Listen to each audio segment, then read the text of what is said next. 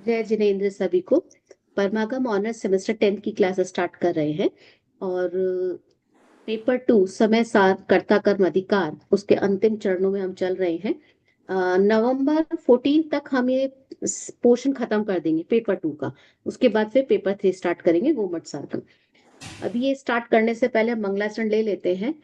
मैं हाँ इसको शेयर करने की कोशिश करती हूँ। आप अर्चना जी स्टार्ट कर लीजिए। हाँ। वंदितो सब सिद्धि ध्रुवमचलमं गदिं पत्ते वोच्छामि समे पाहुड मिडमो शुद्ध केवली भणिदं नमः समे साराय स्वानुभूत्य चकासते चित्स्वभावाय भावाय सर्वभावांतरच्छिदे।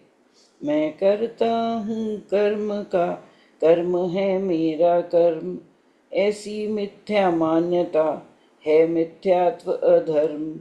निज आत्म तल्लीनता सुख में आत्म धर्म, श्री जिन जिन वरदेव ने यह समझाया मर्म। जय जिनेन्द्र। जय जिनेन्द्र। ये हम लास्ट क्लास में चर्चा कर रहे थे। हमने 143 गाथा को स्टार्ट कर दिया था और थोड़ा सा गाथा के शब्दों को देख लिया था। हम उसके आगे की बात करेंगे, आत्मख्याति से बात करेंगे। गाथा कोई पढ़ेगा क्या?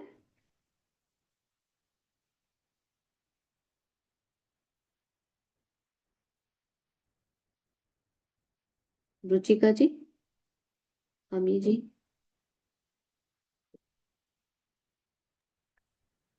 दूनविनयान् वनिदं जानति न वरं तु समय पडिबद्धो न दू नैपक्खं गिन्हति किंचिवि नैपक्ख परिहीनो दोनों नयों को जानते पर नाग्रहे नए पक्ष जो नए पक्ष से परिहीन पर निज समय से प्रतिबद्ध वे। दोनों नयों को जानते। अगर आप ध्यान करें कि किसी भी वस्तु को अगर हमको जानना है तो हमको उसके पूरे एस्पेक्ट से जानना होगा, तभी हम उस चीज को जान सकते हैं। मतलब उसके ऑल प्रोस्पेक्ट से जानने पर ही हम किसी चीज को अच्छे से जान सकते हैं। इवन अगर कभी देखेंगे कि कोई डाइवोर्स का केस फाइल कर दे और जज जो है वो एक ही पक्ष की बात सुनकर के, हस्बैंड की बात को सुनकर के डिसीजन दे सकता है क्या? नहीं, उसको वाइफ की बात को भी सुनना पड़ेगा और फिर निष्पक्ष होकर के डिसीजन देना पड़ेगा। तो ये पक्षपात से रहित होना बहुत जरूरी है ना। अपराधी हो या कोई भी हो, उसको भी एक अपना पक्ष रखने का मौका दिया जाता है। तो पहले पक्ष प्रस्तुत किए जाते हैं और फिर पक्षों से रहित होकर के निष्पक्ष उसका आंसर दिया जाता है। तो यहाँ पर जो आत्मख्याति टीका है इसमें केवली भगवान के साथ में तुलना करते हुए उनको एग्जाम्पल दिया है। उनका उस एग्जाम्पल के साथ में शुद्ध ज्ञान की बात कुछ चर्चा की गई है। अब जो जो केवल ज्ञानी है, केवल ज्ञान के अंदर क्या होता है? जो केवल अपनी आत्मा को जानते हैं वो कौन होते हैं? केवली। केवली भगवान कहो या केवली कहो, जो केवल अपनी आत्मा को जानते हैं। मतलब देखते तो वो अपने स्वरूप को हैं, भले ही उनको दिखता सारा संसार है। वो सारे जगत को देखते हुए भी केवल अपनी आत्मा को ही देखते हैं। और जो केवली होते हैं उनके पास में शुद्ध ज्ञान नहीं होता, उनको केवल ज्ञान ही होता है, उनको शुद्ध ज्ञान नहीं होता। अब यहाँ पर जो आगे चर्चा है आत्मख्याति टीका में, अमृत चंद्राचार्य कह रहे हैं जिस प्रकार, तो ये उदाहरण दे रहे हैं यहाँ पर केवली भगवान का, इसलिए जिस प्रकार। नेक्स्ट पैराग्राफ में अगर आप देखेंगे तो उन्होंने लिखा है उसी प्रकार जो शुद्ध ज्ञानी, शुद्ध को जानने वाला, शुद्ध का जो ज्ञाता है वो शुद्ध ज्ञानी, और एक तरफ केवली भगवान को, दोनों को साथ में रखा है। तो शुद्ध ज्ञानी को केवली की का एग्जाम्पल देकर के बात समझाई जा रही है। तो क्या कह रहे हैं? जिस प्रकार केवली भगवान विश्व के साक्षीपन के कारण, विश्व के साक्षीपन से क्या मतलब हो सकता है? कुछ आइडिया?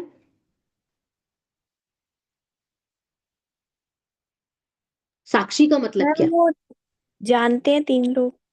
हाँ, साक्षी का मतलब क्या?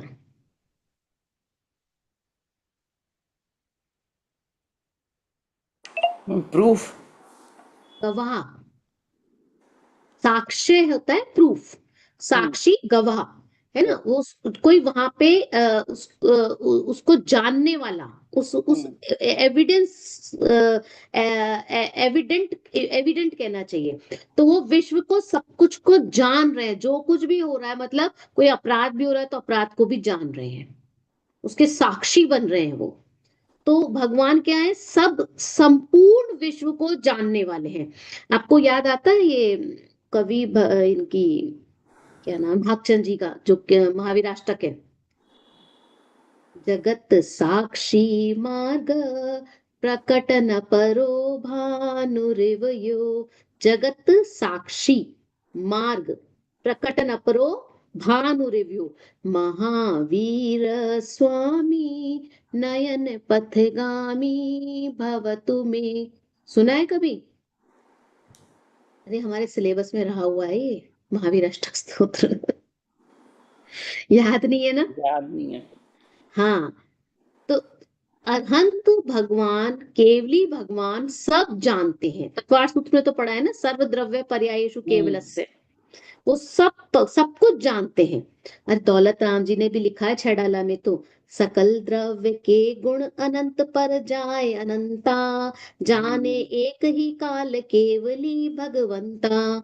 कि केवली भगवान एक ही काल में सकल द्रव्य के गुण पर्याय अनंता, अनंत पर्यायों को जानते हैं। एक ही द्रव्य के गुण पर्यायों को सबको जानते हैं। ऐसा कोई द्रव्य नहीं है संसार का जो भगवान के ज्ञान में नहीं आ रहा हो। कोई ऐसा गुण नहीं है जिसको वो जान नहीं रहे हो। पर्याय मतलब हमारी जो प्रेजेंट पोजीशन है, क्योंकि एक काल की होती है ना, तो एक समय की होती है, तो प्रेजेंट पोजीशन को भी जान रहे हैं।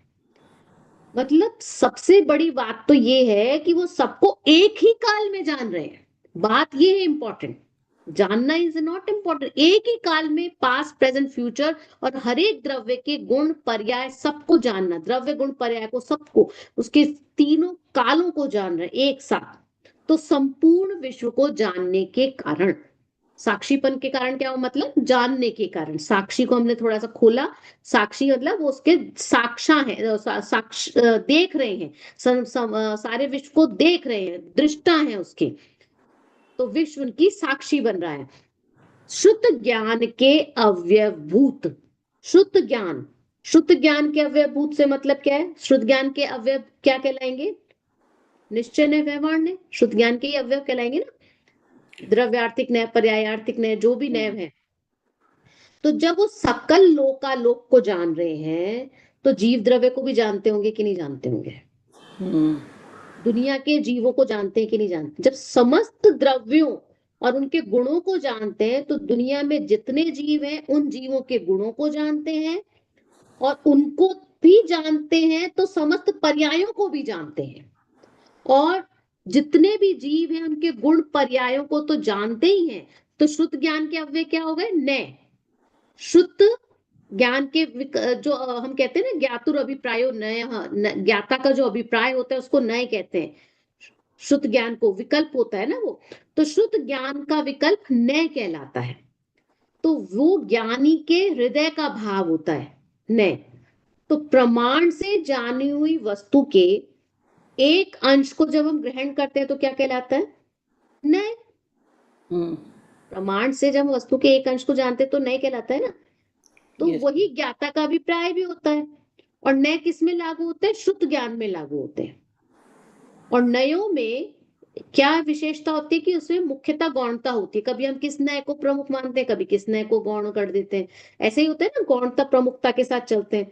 नय सर्वांगीणता को नहीं जानता, टोटैलिटी को नहीं जानता। नय टोटैलिटी को कौन जानता है?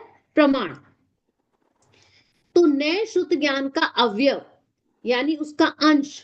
तो शुद्ध ज्ञान के माध्यम से जो एक पहलू जाना, वो क्या हो गया? नय, है ना। जब केवली संपूर्ण विश्व को जानते हैं तो शुद्ध ज्ञान को भी जानेंगे कि नहीं जानेंगे? जानेंगे ना। नयों को जानेंगे कि नहीं जानेंगे? जानेंगे। तो केवल ज्ञानी तो सभी नयों को जानते हैं, लेकिन नयों से नहीं जानते, नए के माध्यम से नहीं जान रहे वो।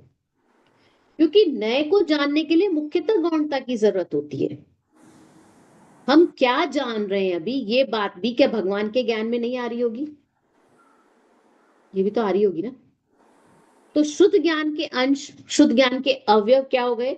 निश्चय, व्यवहार, है ना। तो केवली मात्र जानते ही हैं, उनसे प्रभावित नहीं होते, उनसे विचलित नहीं होते, उसका इफेक्ट उनके ऊपर नहीं आता, तो जानकर भी उनसे अलिप्त रहते हैं। समझ में आ रही है बात? तो शुद्ध ज्ञान के अव्यवभूत व्यवहार निश्चय पक्षों के स्वरूप को मात्र जानते ही हैं, लिप्त नहीं होते, केवल जानते हैं। ज्ञान के अंदर हमेशा आ रहा है, परंतु सतत, सतत मतलब कंटिन्यूअस, रेगुलर, लगातार। उल्लसित, उल्लसित मतलब हर समय जो उछल रही है, उल्लास प्रसन्नता का सूचक होता है ना, तो उल्लसित को हम कहेंगे वो जो उछल रही है प्रसन्नता से के साथ कहें हम, लेकिन हमको प्रसन्नता तो नहीं लेना है। तो जो लगातार उछल रही है, क्या उछल रही है? क्योंकि ये एडजेक्टिव्स आ रहे हैं अभी केवल ज्ञान के। एडजेक्टिव्स क्या होंगे? सतत है, उल्लसित है, सहज है, विमल है, सकल है, ये सारे केवल ज्ञान के एडजेक्टिव्स हैं, विशेषण है। तो केवल ज्ञान कैसा है? सतत, लगातार, उल्लसित है। केवल ज्ञान सतत है, लगातार है, इसका मतलब क्या समझ में आ रहा है? नॉन स्टॉप जान रहे हैं। जब हम लगातार जान रहे हैं का मतलब क्या हुआ? अब उसमें ब्रेक नहीं है कि चलो आधा घंटा देख लो अभी खिड़की बंद कर दो, ऐसा नहीं है। वो धारावाहिक ज्ञान है, कंटिन्यूटी के साथ में हो रहा है। दूसरा है उल्लसित, केवल ज्ञान उल्लसित है मतलब उछल रहा है, प्रकट हो रहा है, सहज ही, उसमें कोई प्रेशर नहीं है जानने का, सहज रूप से जानते हैं, इसलिए कहा उल्लसित वर्ड। वो है ना कौन सी पूजा की पंक्ति है, शायद इनकी है ये, ज्ञान की प्रतिपल उठे तरंग जिसमें झांकता आत्म राम, शायद युगल जी बाबू जी की है ये। हाँ मैम, शायद उन्हीं की है। हाँ, उनकी है एक। उसी में वो और भी बातें बोलते, कैवल्य कला में उमड़ पड़ा संपूर्ण विश्व का ही विश्व वैभव, ही मतलब वैभव। हाँ, कुछ ये सारी पंक्तियां उस समय हम पढ़ते हैं ये सब। तो इसका मतलब क्या है कि अगर संपूर्ण वैभव उनकी कैवल्य की कला में उमड़ पड़ा है, तो इसका मतलब वो सब कुछ जानते हैं। क्या क्या नहीं जानते? ये भी जानते हैं कि जब मैं कह रही हूं कि हमको तो विकल्प होते हैं ना, कितना जानेंगे, कितना पढ़ेंगे, कितना करेंगे, पर उनको ये भार नहीं है, वो सहज जान रहे हैं। एक किसी चीज के अंदर, जैसे हमको पानी है नीचे बह रहा है ना, फ्लो कर रहा है, वो नेचुरल है, सहज से। और एक हमको पानी ऊपर चढ़ाना पड़ रहा है प्रेशर पंप से, वो उसको चढ़ाना पड़ रहा है, तो उसमें क्या है? प्रेशर है, उसमें जोर लग रहा है। और एक जो नीचे बह रहा है वो उसका नेचुरल फ्लो है, तो वो उसमें डिफरेंस होता है। तो जहां नेचुरल फ्लो होगा वहां पे उछाल उछाल होता है, तो दोनों के उछलने में फर्क होता है। यहाँ पे सहज है, केवल ज्ञान कैसे? सहज है, कोई दबाव नहीं, कोई प्रेशर नहीं, सहज है।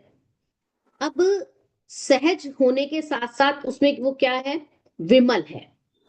विमल है मतलब सहज, ऐसा सहज है कि जिसके ज्ञान में तीनों लोक, तीनों काल के लोक सारे पदार्थ झलक जाएं, लेकिन माथे पर वजन नहीं है, इतना सहज है। हमें तो अगर कुछ थोड़ा सा ज्यादा जान ले तो अरे बाप रे कितना जान लिया, कितना थक गए, अब तो कितना पढ़ेंगे, कितना, कितनी देर से पढ़े ही जा रहे हैं, एक वजन फील होने लगता है। लेकिन केवल ज्ञान में क्या होता है, मतलब आप महिमा समझिए, जो मोक्ष पाने की हम कामना करते हैं, उस मोक्ष में होता क्या है? आप अनवरत कंटिन्यूअस धारावाहिक रूप से जान रहे हैं, जो कुछ हो रहा है उसको जान रहे हैं, आपकी आंखों के सामने सब हो रहा है, आप उससे अटैच नहीं हो रहे। लेकिन तो ये काम हम अभी रहते हुए प्रैक्टिस नहीं कर सकते क्या? या एकदम सीधे जाकर प्रैक्टिस, सीधा हम तो सीधा छक्का मारेंगे, कोई हमको प्रैक्टिस की जरूरत नहीं है, ऐसा है क्या? तो ये सहज स्वभाव है केवल ज्ञान का, कि वो उसके अंदर सहजता से सब कुछ जानने में आते हैं। विमल है वो केवल ज्ञान। विमल होने का मतलब क्या है? मलिन नहीं है ज्ञान, निर्मल है, स्वच्छ है। इतना स्वच्छ है कि इसी के कारण से तीनों लोक का लोक के सारे द्रव्य गुण पर्याय झलकते हैं, तीनों कालों के। एक झरने का पानी होता है, एक नॉर्मल फाउंटेन होता है ना, एक कहना चाहिए वो जो झरना हम देखते हैं नेचुरल फॉर्म में, और एक जो मैन मेड फाउंटेन होता है, दोनों के अंदर मलिनता में फर्क होता है। झरने के पानी को स्वच्छ माना जाता है, वो तो कहते हैं कि मुनिराज भी जरूरत पड़ने पर उसका कमंडल में यूज कर ले, इतना स्वच्छ है।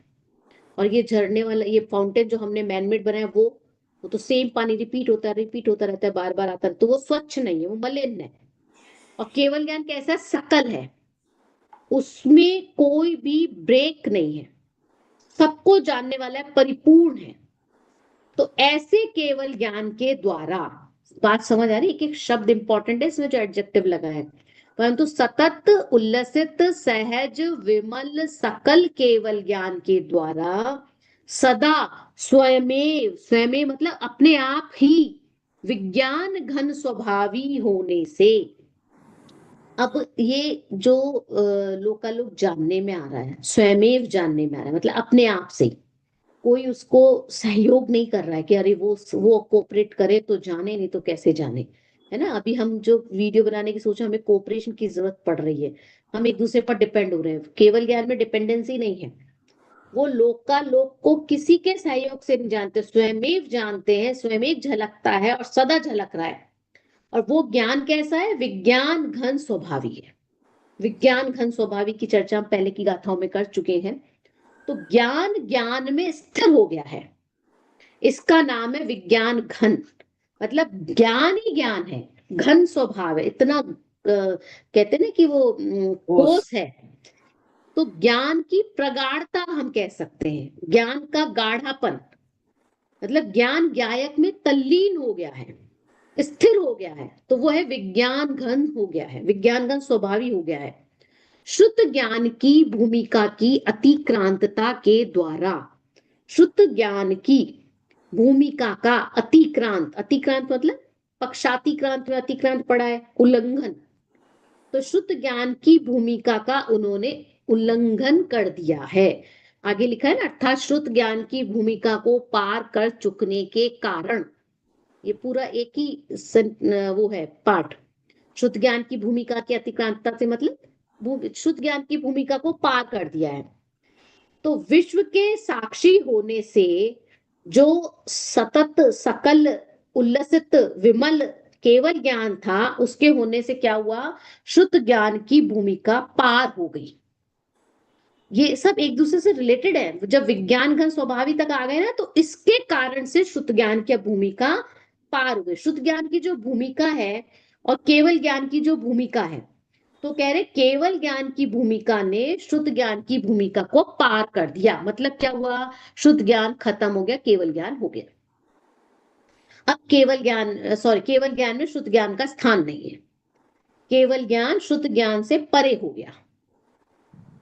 क्यों? क्योंकि वो केवल ज्ञान में शुद्ध ज्ञान की भूमिका का उल्लंघन कर चुके हैं। शुद्ध ज्ञान किसके होता है? छद्मस्त के। और केवल ज्ञान केवल ज्ञानी के। तो केवल ज्ञानी के तो एक ही ज्ञान है। वो तत्वार सूत्र में भी आया है ना, सूत्र किस जीव को कितने ज्यादा से ज्यादा कितने ज्ञान हो सकते हैं और कम से कम कितने हो सकते हैं। तो कम से कम में एक केवल ज्ञान ही है, केवल ज्ञान ही हो सकता है, तो केवल ही कोई होता है। अब जिनके मति श्रुत होता है उनको केवल ज्ञान नहीं होता। जैसे जो महाव्रती होते हैं, उनके अनुव्रत है कि नहीं? वे पूर्व में रहे होंगे, अब आगे बढ़ गए, अब उसकी जरूरत ही नहीं है। तो इसलिए जो केवली है, जिनके पास केवल ज्ञान है, वो पहले था उनके पास मति शुद्ध ज्ञान, अब उसकी जरूरत नहीं है, खत्म हो गया, उसका काम ही नहीं है, वो तो सीमा को उल्लंघन कर लिया उन्होंने तो। ठीक है ना। अब क्या है? समस्त नए पक्ष के परिग्रहण से दूर हुए होने से, समस्त नए पक्ष के ग्रहण से दूर हुए हैं। केवल ज्ञानी की चर्चा चल रही है, कितने दूर हो गए मालूम है? नए पक्ष कहाँ है? शुद्ध ज्ञान में है ना। तो शुद्ध ज्ञान मतलब शुद्ध ज्ञान संबंधी विकल्प, और विकल्पों में ही नए लागू होते हैं। तो कह रहे हैं कि वो विकल्प अब छठे गुण स्थान से आगे है ही नहीं। हालांकि छद्मस्तों के जो नए हैं वो 12वें गुण स्थान तक लागू हो सकते हैं, लेकिन फिर भी मोटे मोटे तौर पर कहें तो जब 7वां गुण स्थान हुआ, तो उसमें अब क्या चल रहा है? शुद्धोपयोग चल रहा है। शुद्धोपयोग कैसे चल रहा है? ब्रेक हो के चल रहा है क्या? नहीं, अखंड रीति से चलता है। सातवें गुण स्थान में, जब तक सातवां गुण स्थान है वो शुद्धोपयोग की भूमिका है।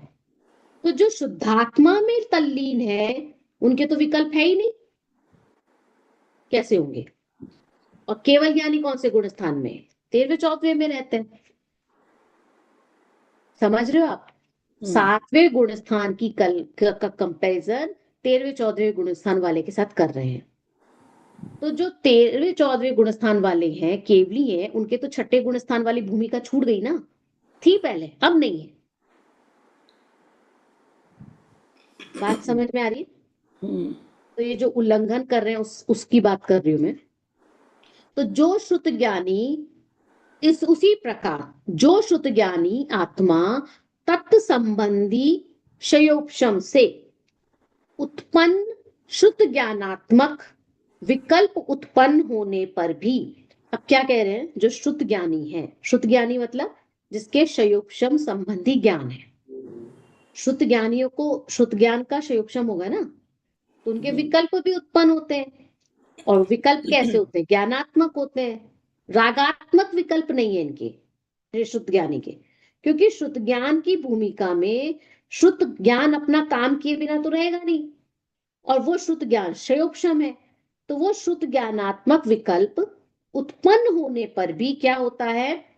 पर का ग्रहण करने के प्रति उत्सुकता से निवृत्त हुआ होने से। अब शुद्ध ज्ञानात्मक विकल्प उत्पन्न हो रहा है, लेकिन वो शुद्ध ज्ञान है और शुद्ध ज्ञान संबंधी विकल्प भी है, फिर भी ये केवल जानता ही है, वो उसको ग्रहण करने की उत्सुकता से हट गया है, निवृत्त हो गया है। उसको अब उसको ग्रहण करना नहीं है केवल ज्ञान के अंदर। तो क्या हुआ फिर आगे? एक मिनट, विंडो हटा दिया। हाँ, उसी प्रकार जो शुद्ध ज्ञानी आत्मा तत्संबंधी क्षयोपशम से उत्पन्न शुद्ध ज्ञानात्मक विकल्प उत्पन्न होने पर भी पर का ग्रहण करने के प्रति उत्सुकता से निवृत्त हुआ होने से, मतलब अब वो पर का ग्रहण नहीं कर रहा, सिंपल सी लैंग्वेज में कहे तो। शुद्ध ज्ञान के अव्यवभूत, अब शुद्ध ज्ञान के अव्यवभूत क्या है? व्यवहार और निश्चय पक्ष, उनके स्वरूप को केवल जानता ही है। यहां पर आगे लिखा है ना, अति तीक्ष्ण ज्ञान दृष्टि से ग्रहण किए गए, क्योंकि ज्ञान की तीक्ष्ण दृष्टि चल रही है, ज्ञान की तीक्ष्णता की बात चल रही है, बहुत सूक्ष्मता की बात चल रही है कि ज्ञानात्मक दृष्टि से ग्रहण कर रहे हैं, केवल ज्ञानात्मक दृष्टि से, उसके साथ में अटैच नहीं हो रहे, केवल जान रहे हैं। और क्या कह रहे हैं आगे? निस्तुष, निस्तुष, निस्तुष किसको कहते हैं? तुष रहित।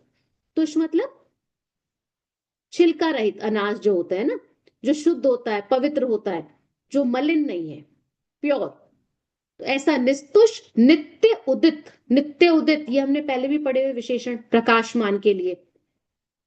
चिन्मय समय से, समय आत्मा के लिए है ना, और चिन्मय मतलब चैतन्य, चैतन्य आत्मा से प्रतिबद्धता के द्वारा, प्रतिबद्धता के द्वारा। अब प्रतिबद्धता से मतलब क्या है? उससे बंधे हुए हैं। अब आगे इन्होंने इसी को थोड़ा और एक्सप्लेन कर दिया, उसको देख लेते हैं। अर्थात चिन्मय समय कहा ना, तो चैतन्य आत्मा के अनुभव द्वारा, अनुभव के समय स्वयं विज्ञान घन होने से शुद्ध ज्ञानात्मक समस्त, देखो जितनी बात ऊपर कही गई ना उसको अब कंक्लूड कर रहे हैं अर्थात के द्वारा से। स्वयं विज्ञान घन होने से शुद्ध ज्ञानात्मक समस्त अंतर्जल्प रूप बहिर्जल्प रूप विकल्पों की भूमिका की अतिक्रांतता द्वारा, थोड़ा सा फिर से इसी को समझ लेते हैं क्योंकि पूरी बात वही है जो ऊपर कही गई है। अब चैतन्य आत्मा के अनुभव द्वारा, अनुभव मतलब चौथा गुण स्थान वर्ती है शुद्ध ज्ञानी, उसकी बात कर रहे हैं।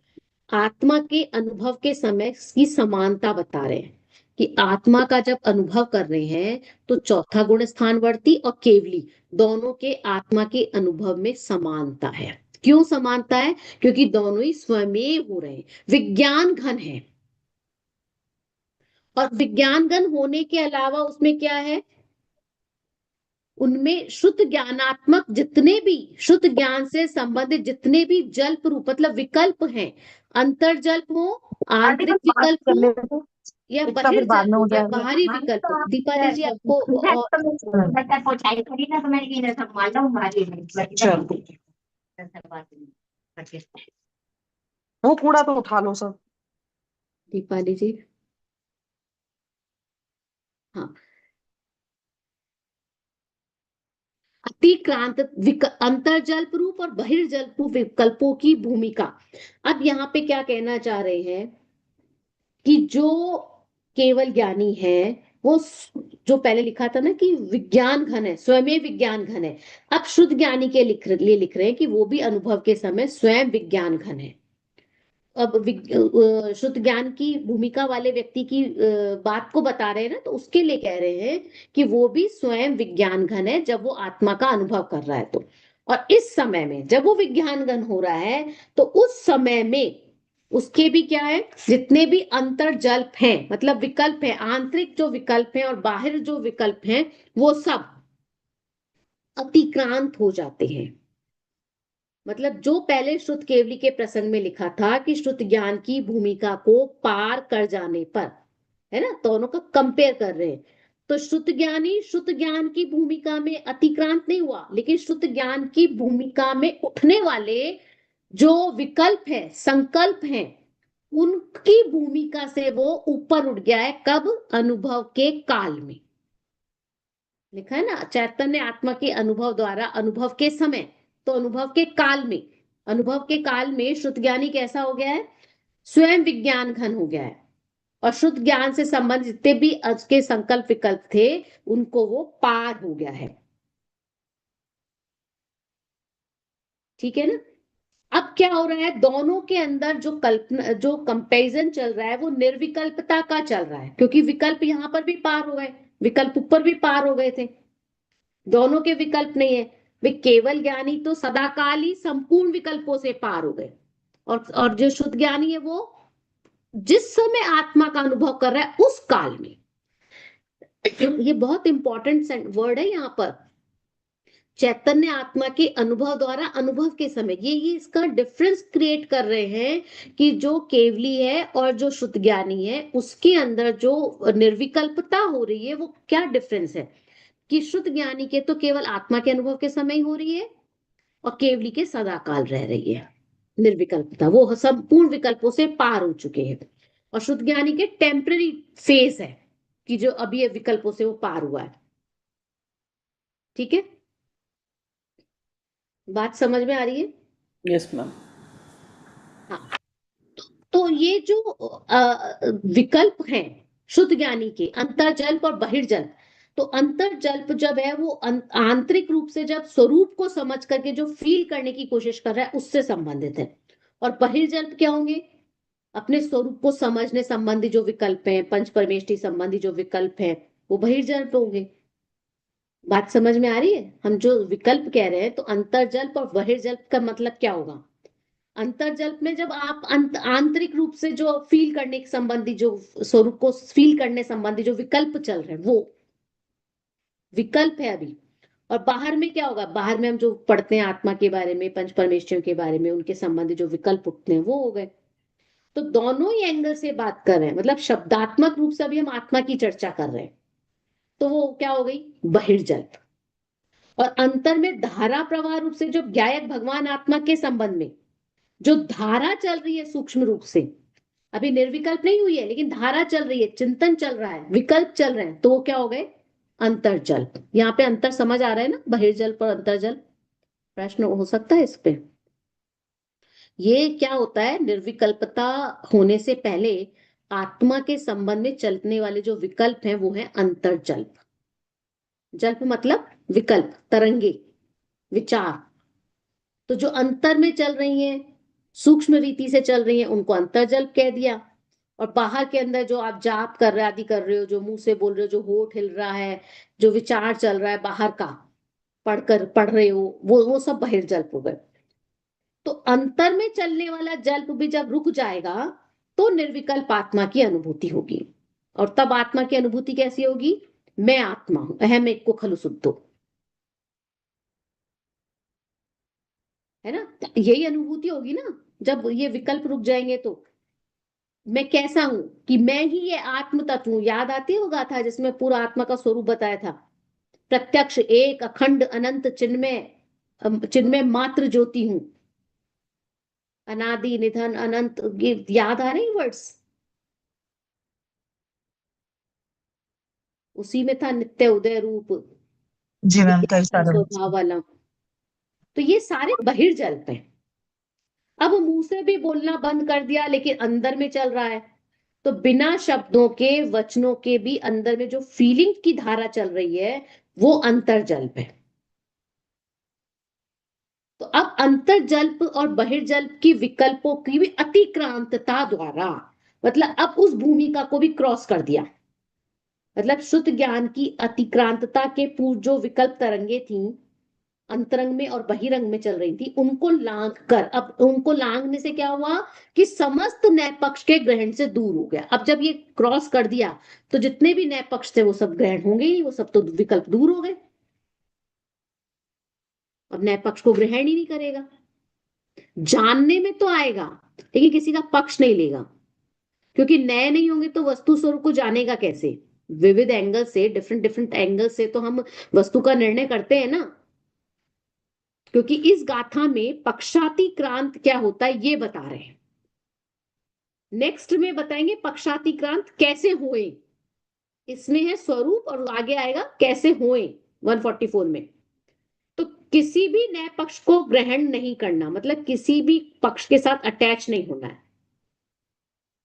तो अब यहां पे क्या कह रहे हैं, वह शुद्ध ज्ञानी आत्मा भी वस्तुतः समस्त विकल्पों से अति पर परमात्मा ज्ञानात्मा प्रत्येक ज्योति आत्म ख्याति रूप अनुभूति मात्र समय सार है।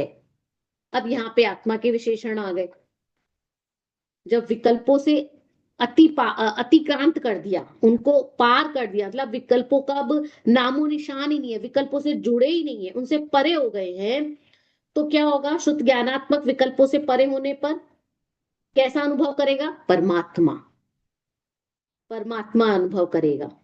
अभी तक तो शब्दों में ही आ रहा था, तो बहिर्जल्प था। जब अंतर विकल्पों में परमात्मा चल रहा था तो अंतर्जल्प था। अब बहिर्जल्प और अंतर्जल्प दूर हो गए, तो अब अपने आप को क्या करेगा? परमात्मा अनुभव करेगा। परमात्मा सब पर से दूर हो गया, अति पर। अति पर का मतलब क्या है? बहुत दूर, बहुत दूर हो गया, सारे विकल्पों से बहुत दूर हो गया है। बहुत दूर होकर के परमात्मा हो गया है, ज्ञानात्मा हो गया, ज्ञान मात्र ही आत्मा रह गया है। इन विशेषणों को ध्यान से सुनिएगा। अति पर का मतलब समझ में आया? दीपाली जी आपने बीच में ज्वाइन किया, हालांकि अति पर से मतलब सब विकल्पों से परे हो गया, अरे दूर हो गया, दूर हो जाओ, सब ऊपर उठ प्रकार गया। से दूर हो गया। हाँ, सब तरफ से दूर। परमात्मा हो गया है, और और ज्ञानात्मा हो गया है, मतलब ज्ञान रूप ही रह गया है। प्रत्यक ज्योति मतलब पर के लक्ष्य से जो उत्पन्न होने वाले द्रव्य कर्म, भाग कर्म, नो कर्म थे, उनसे परे हो गया है। ये प्रत्यक ज्योति शब्द हमने पहले की गाथा कलश में पढ़ा हुआ है ना, दूसरे नंबर के कलश में आया है। तो ऐसा भगवान आत्मा कैसा है? प्रत्यक ज्योति है, आत्म ख्याति रूप है, मतलब स्वयं ही आत्मा की ख्याति के रूप में से संपन्न है, मतलब उसके रूप में प्रसिद्ध है। समय सा अनुभूति मात्र, अनुभूति से पकड़ में आ सकता है, अनुभव किया जा सकता है। इंद्रियों से पकड़ में नहीं आएगा, अनुभव से आएगा। कितनी चीजें होती है ना जो हमको इंद्रियों से तो पकड़ में आती है, लेकिन कुछ चीजें हमको अनुभव से ही आती हैं। कैसे? रसगुल्ले का मीठा, गुलाब जामुन का मीठा, हलवे का मीठा, और शिकंजी का मीठा, चाय का मीठा, सबके मीठे अलग अलग है, वो अनुभव से ही पता लगता है किसका मीठा कैसा है। उसमें फिर आप कुछ बात नहीं कर सकते, बहुत मोटा स्थूल एग्जाम्पल है हालांकि ये, बट जस्ट एक समझने के लिए कह रही हूं। तो जिस प्रकार केवल ज्ञानी नए पक्षों को जानते हुए भी क्या है? पक्षातिक्रांत है। पक्षातिक्रांत कौन है? केवल ज्ञानी। तो उसी तरह से शुद्ध ज्ञानी भी समस्त नए पक्षों को जानते हुए भी पक्षातिक्रांत है। अब इसको दो तरह से हम समझ सकते हैं। एक तो अनुभव के काल में पक्षातिक्रांत है, मतलब जिस समय वो अंदर एक्सपीरियंस ले रहे हैं उस समय दोनों ही पक्षातिक्रांत है। और दूसरा क्या, कि परिणति की जो अवस्था है उसमें वो पक्षातिक्रांत है। क्यों? क्योंकि अभी अनंतानुबंधी संबंधी जो चौथे गुण स्थान वाला होता है उसके केवल मिथ्यात्व संबंधी या अनंतानुबंधी संबंधी विकल्पों से वो परे है, अभी केवल इस समय की अवस्था को लेकर के है। तो पांचवा गुण स्थान वर्ती है तो उसके दो दो कषाय चौकड़ी का अभाव है, उतना संबंधी कि अनंतानुबंधी या प्रत्याख्यान संबंधी विकल्पों से परे है। इतनी भूमिका में वो कैसा है? विज्ञान घन है।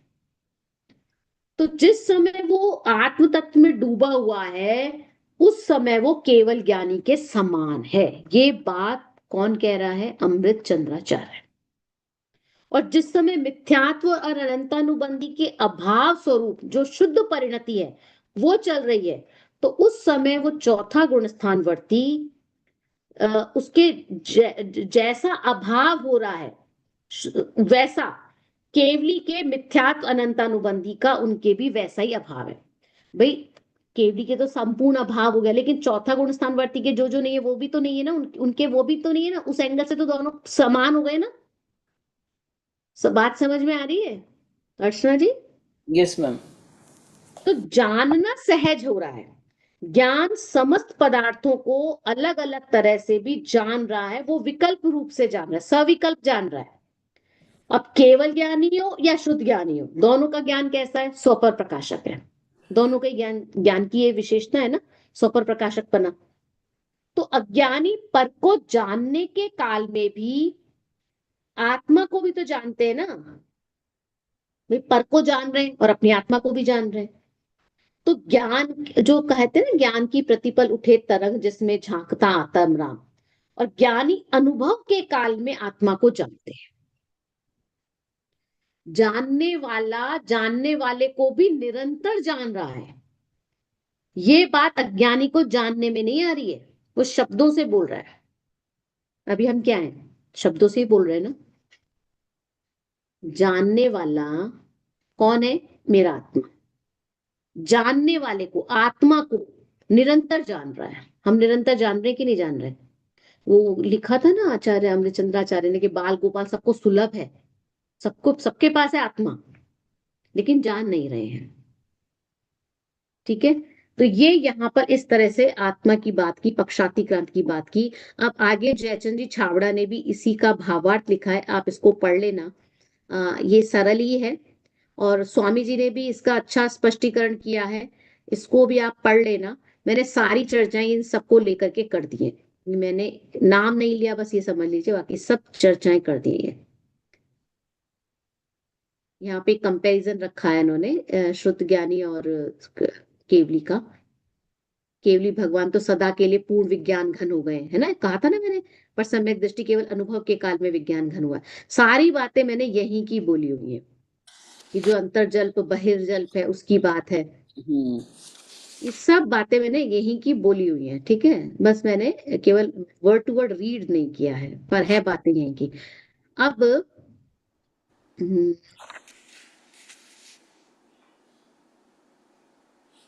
देखो, श्रुत ज्ञानी के लिए लिखा है, जब नए पक्ष को छोड़कर वस्तु स्वरूप को केवल जानता ही है, तब शुद्ध ज्ञानी भी केवल ज्ञानी की तरह वीतराग जैसा ही होता है। इससे क्या बात समझ में आती है? क्या समझ में आता है इससे?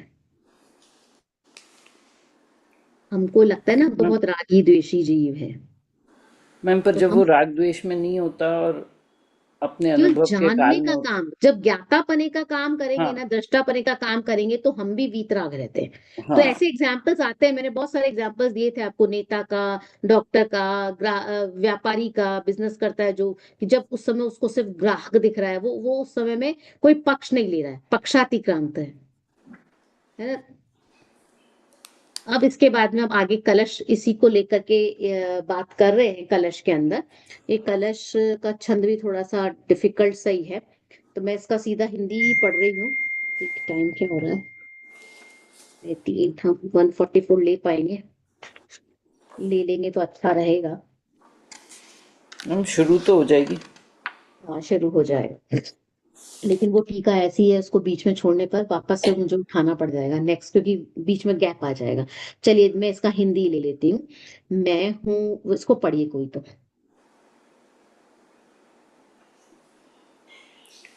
मैं हूँ वह चित्तपुंज की भाव भाव, भाव में, परमार्थ से एक सदा अविचल स्वभाव में। कर्म जनित ये बंद पद्धति करूं पार में, नित अनुभव ये करूं कि चिन्मय समय सार में। बहुत ही बढ़िया छंद है जिसके अंदर हमको अनुप्रास एक अलंकार है जिसमें लेटर्स रिपीट होते हैं और वर्ड्स भी जब रिपीट होते हैं वो भी एक चमत्कार देता है साहित्य के अंदर। तो यहाँ पर हम देखते हैं ना, भाव अभाव भाव स्वभाव, फिर से भाव आ गया है ना, ऐसे बार बार हमको दिख रहा है।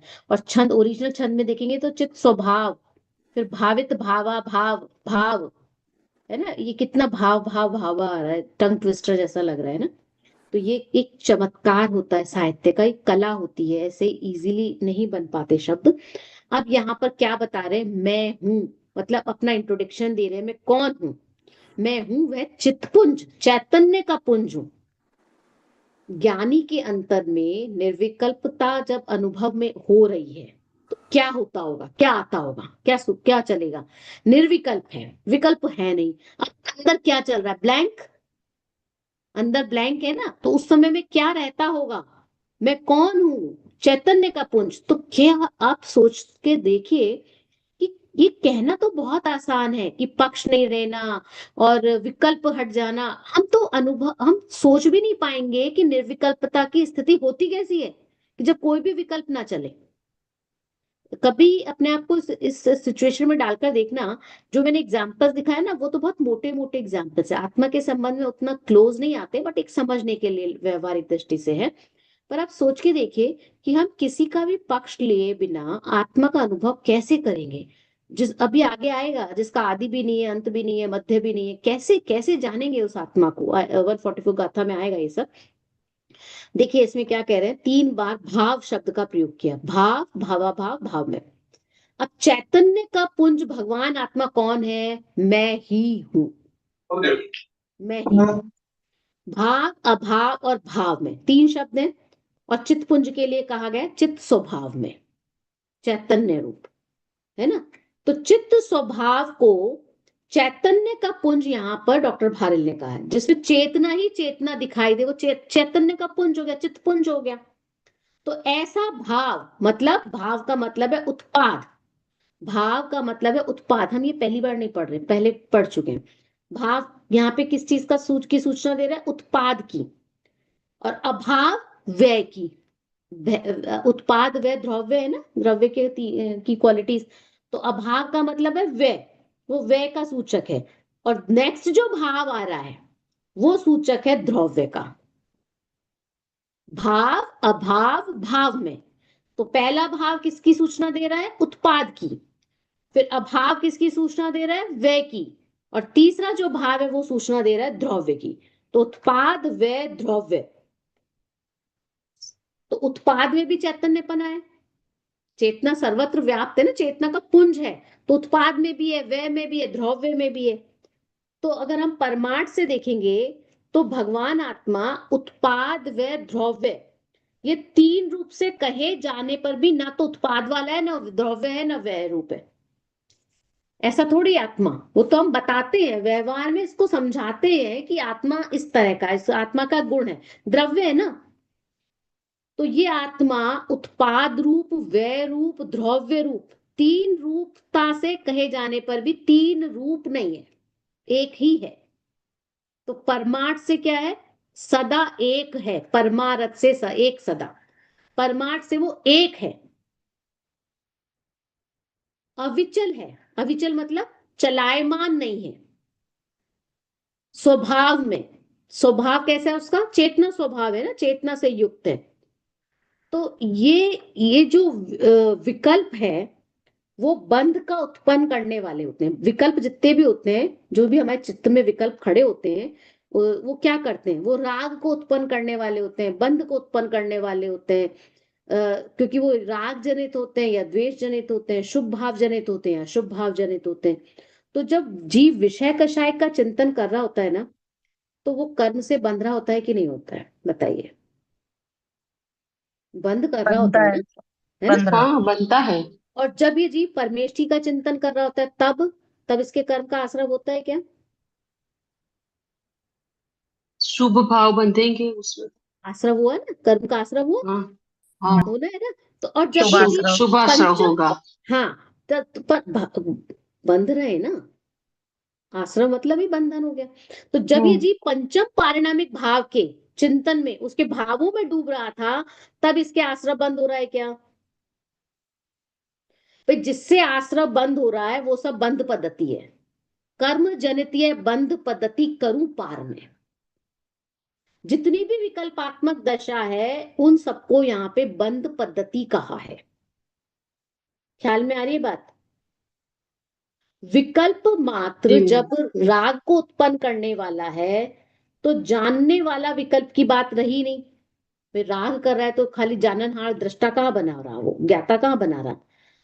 कर्म जनित मतलब कर्म को उत्पन्न करने वाला है, कर्म को जन्म देने वाला है, कर्म से उत्पन्न होने वाला है, मतलब औदैहिक भाव हो गए ना। औदैहिक भाव तो आते रहते हैं ना, कर्म जनित जो भी है, या जितने भी सर्व प्रकार के जो औदैहिक भाव हैं, कर्म को जानने वाले हैं, उसको जनने वाले हैं, जानने वाले नहीं, कर्म को उत्पन्न करने वाले हैं, मतलब कर्म को बांधने वाले हैं, या यूं कहो जिससे कर्म बंधता है, वो सारे विकल्प, चाहे अशुभ हो चाहे शुभ हो या शुद्धात्मा संबंधी हो, उन कर्म जनित सर्व विकल्पों को मैं सबको मैं पार करूं, करूं पार में।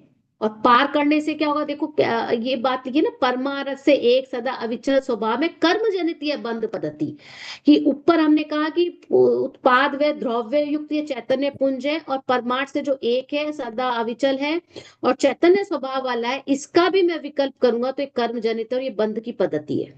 इसको भी मुझे पार करना है, और तब मुझे क्या अनुभव करना है? मैं तो समय सार में हूं, चिन्मय समय सार नित अनुभव यह करूं, बस मैं एक समय सारू, दूसरा कुछ नहीं। तो यहाँ पे पक्षाति क्रांत का एक तरह से कह सकते हैं एसेंस है ये यहाँ पे। अभी आगे पक्षाति क्रांत के बारे में अभी और प्रक्रिया बताएंगे, लेकिन यहाँ पे क्या कह रहे हैं? नित अनुभव करूं, ये भावना है अमृतचंद्राचार्य की। क्या भावना है? कि मैं चैतन्य ज्योति स्वरूप समय सार भी हूं, इसके अलावा मैं कुछ भी नहीं हूं। मतलब आचार्य विकल्पों से परे अनुभव की बात कर रहे हैं। प्लीज म्यूट कर लीजिए जिसका भी चालू है, निधि जी। तो अनुभव की बात कर रहे हैं कि अनुभव के काल में विकल्प नहीं है, ये जो बंध पद्धति है विकल्पों से परे है, अनुभूति निरंतर हो रही है, अनुभव में निरंतर हमारे चिन्मय समय सार ख्याल में आ रहा है। यानी उत्पाद भी वही है, वह भी वही है, और द्रव्य भी वही है। कौन? चिन्मय स्वरूप चैतन्य पुंज भगवान आत्मा। समझ आ रही है बात? अभी यहाँ पे ये सारी बातें, ये सब चर्चा यहाँ पे कर दी है। राजमल जी के कलश टीका का उल्लेख किया, बनारसी दास जी का दोहा लिखा हुआ है, छंद लिखा हुआ सवैया, अच्छा छंद है। मुझे थोड़ा दुख तो होता है, पर मैं थोड़ा सा छोड़ना ही पड़ता है मुझे, नहीं तो बहुत टाइम लग जाएगा, हम वर्ड टू वर्ड एक एक चीज को चले तो। पर बनारसी दास जी ने भी यहाँ पे ये लिखा है कि उत्पाद व द्रव्य से युक्त होने पर भी मैं चैतन्य पुंज, और उसके अलग अलग उन्होंने उदाहरण दिए हैं। उन्होंने उत्पाद के लिए रतन की ज्योति कहा है, मैं जैसे महारतन की ज्योति में लहरें उठी। और फिर उसके बाद में उन्होंने जल तरंग की चर्चा की है, वह के लिए जल की तरंग जैसे लीन हो जल में। और फिर तैसे शुद्ध आत्म दरबार पर जाए करी, उपजे बिन से थिर रहे निज थल में। अब इसको आगे और पढ़ना, पूरी वही बातें लेकिन एक अलग तरीके से चलती हैं, तो बड़ी मजेदार लगता है सवैया। तो चैतन्य का चेतना जो एक परिणमन है, जहां से उठा वही पारिणामिक भाव है। मतलब पानी की तरंग पानी से उठने के बाद भी पानी से बाहर नहीं जाती, उसी में रहती है, उसी में विलीन हो जाती है। रत्न का प्रकाश होता है, रत्न से निकलने के बाद भी बाहर नहीं जाता,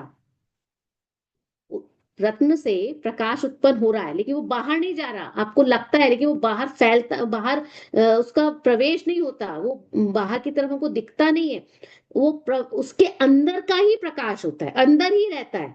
तो ऐसे ही जो ज्ञान है, वो ज्ञान अंदर ही रहता है।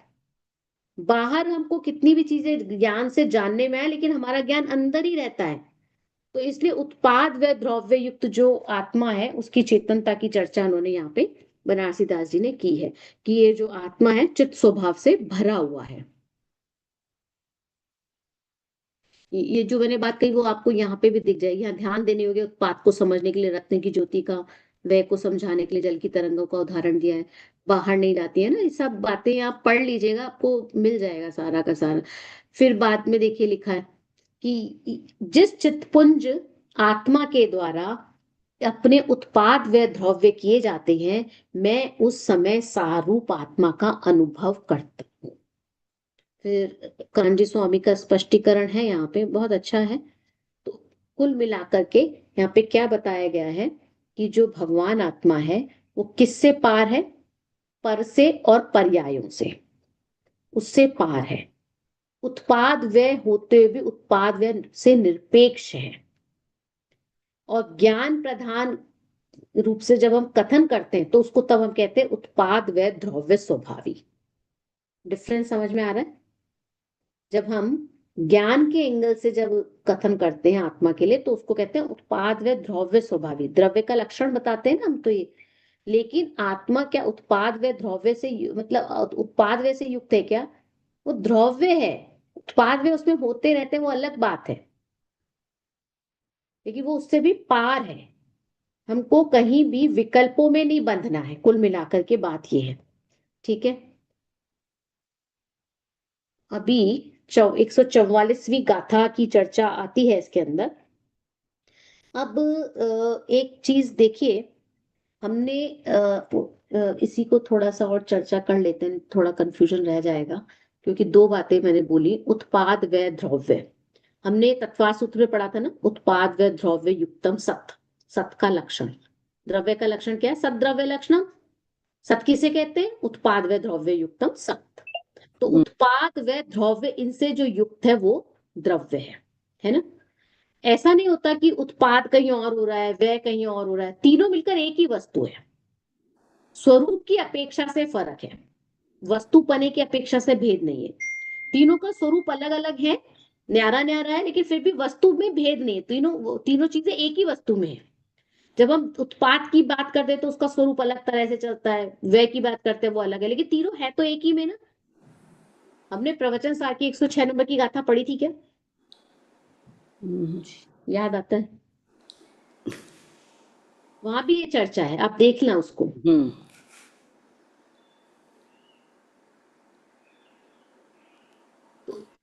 उसको आप जब पढ़ेंगे ना तो आपको फिर ये क्लियर हो जाएगा कि ये जो हम उत्पाद व द्रव्य जो हम ज्ञान पने की बात यहाँ पे ऊपर कही थी ना, हाँ, ये यहाँ पे ज्ञान प्रदान कथन में उसे उत्पाद व द्रव्य स्वभावी बताया गया, क्योंकि द्रव्य का लक्षण है वो, और लेकिन पर्यायों से पार बताया, उत्पाद वैसे निरपेक्ष भी बताया है। तो एंगल है दोनों को बात करने का। अब क्या बात कहनी है हमको आगे, कि आत्मा को आत्मा में अपनापन करना है। कुल मिलाकर के अपनेपन में, सॉरी, अपने में हमको अपनेपन करना है। अपनापन करने से फल क्या होगा कि हमारी जो बंध की पद्धति है वो खत्म हो जाएगी। ऐसे ही होगा ना? फिर उससे क्या होगा? मैं स्वयं समय सार में हूं, मैं भगवान आत्मा हूं, ऐसा अनुभव होगा। केवल सुनने से, बोलने से, पढ़ने से नहीं होगा, अनुभव करने से होगा। तो विकल्पातीत होते हुए जब बहिर्जल्प, जल्प और अंतर्जल्प जितने भी जल्प थे, सभी तरह के जो भूमिका है उनको अतिक्रांत कर देंगे, तब ऐसा अनुभव होगा कि ये मैं हूं। तो विचारों के चलते चलते जिस भी क्षण विचारों की श्रृंखला टूट जाए, मतलब वो ब्रेक आ जाए विचारों की श्रृंखला में, तब अपने आत्म तत्व का अनुभव होता है। और उस जितने भी विकल्प है उन सबको बंध पद्धति कहा गया है। और ये जो आत्म तत्व है उस बंध पद्धति से हमेशा हमेशा के लिए मुक्त हो जाता है। अब ये तो बात बता दी, स्वरूप बता दिया पक्षातिक्रांत का, लेकिन अब इसकी विधि क्या है, सच्ची विधि क्या है, होगा कैसे, ये काम करा कैसे जाता है? भाई पक्षातीत होने की प्रक्रिया क्या है? अब इस चीज को आगे बताएंगे हम 144 गाथा में हमको आचार्य कुंद। तो नए पक्ष से परे होने की प्रक्रिया की ये तो टीका के अंदर तो आचार्य अमृतचंद्र ने बहुत सारी बातें की, श्रुत ज्ञान की बात की, कि ज्ञान स्वभाव का निर्णय करने की बात की, और फिर मति ज्ञान तत्व को आत्मसम्मुख करने की बात कहेंगे अब, और फिर शुद्ध ज्ञान को आत्मसम्मुख करने की बात कही। यहाँ पे इस तरह से विकल्प रहित होने की बात कही जाएगी इस गाथा के अंदर, टीका के अंदर अमृतचंद्राचार्य 3 स्टेप्स को लेकर के बात करेंगे। ठीक है, अभी पहले गाथा पढ़ ले, अंतिम गाथा है आपके सिलेबस की और कर्ता कर्म अधिकार की, पढ़िए। मैं पढ़ूं मैम? हाँ कोई पढ़, ओके। नहीं पढ़िए। सम्मम दंसणाणम एसो लहद्दितीर्ण वीरे ववदेशम सवर्णय पक्खरहिदो वणिदो जो सो समय सारो विरहित सभी नय पक्ष से जो वह समय का सार है वही समज्ञान एवं वही समगीत का सार है। हाँ, सम्मत दंसण नाणम, ये तो आपको समझ में आ गया। सम्मत सम्यक, दंसण दर्शन, सम्यक दर्शन नाणम ज्ञान। ज्ञान। ऐसो ऐसा लहदी प्राप्त करता है। और फिर है तीन नवरी, नवरी मतलब लास्ट क्लास में भी आया था नवरी, तो नवरम आया था 143 में केवल। नवरी ववदेशम, ववदेश मतलब व्यपदेश, कहा जाता है, ऐसा उसको संज्ञा मिलती है, ऐसा नाम दिया जाता है। सव नए पक्ष रहिदो, सव सर्व सारे, नए नए पक्ष पक्ष, रहिदो रहितो सारे नए पक्ष से रहित, जितने भी नए के पक्ष हैं उनसे रहित। भणिदो कहा गया है, जो सो समय सारो, जो जो सर्व नयों से पक्षों से रहित कहा गया है वो क्या है, समय सार है। और इसी समय सार के लिए क्या कहा गया कि उसके लिए, और उसको और किस नाम से उपदेश कहा गया है, सम्मत दर्शन नाणम, सम्यक दर्शन सम्यक ज्ञान, ऐसी संज्ञा मिलती है। मतलब कहने का मतलब क्या हुआ कि नाम अलग अलग होने पर भी वस्तु तो एक ही है, चाहे समय सार कहो चाहे सम्यक दर्शन सम्यक ज्ञान सहित आत्मा कहो, एक ही बात है। अब यहाँ पर क्या बात कह रहे हैं, आत्मख्याति टीका देख लेते हैं अब हम।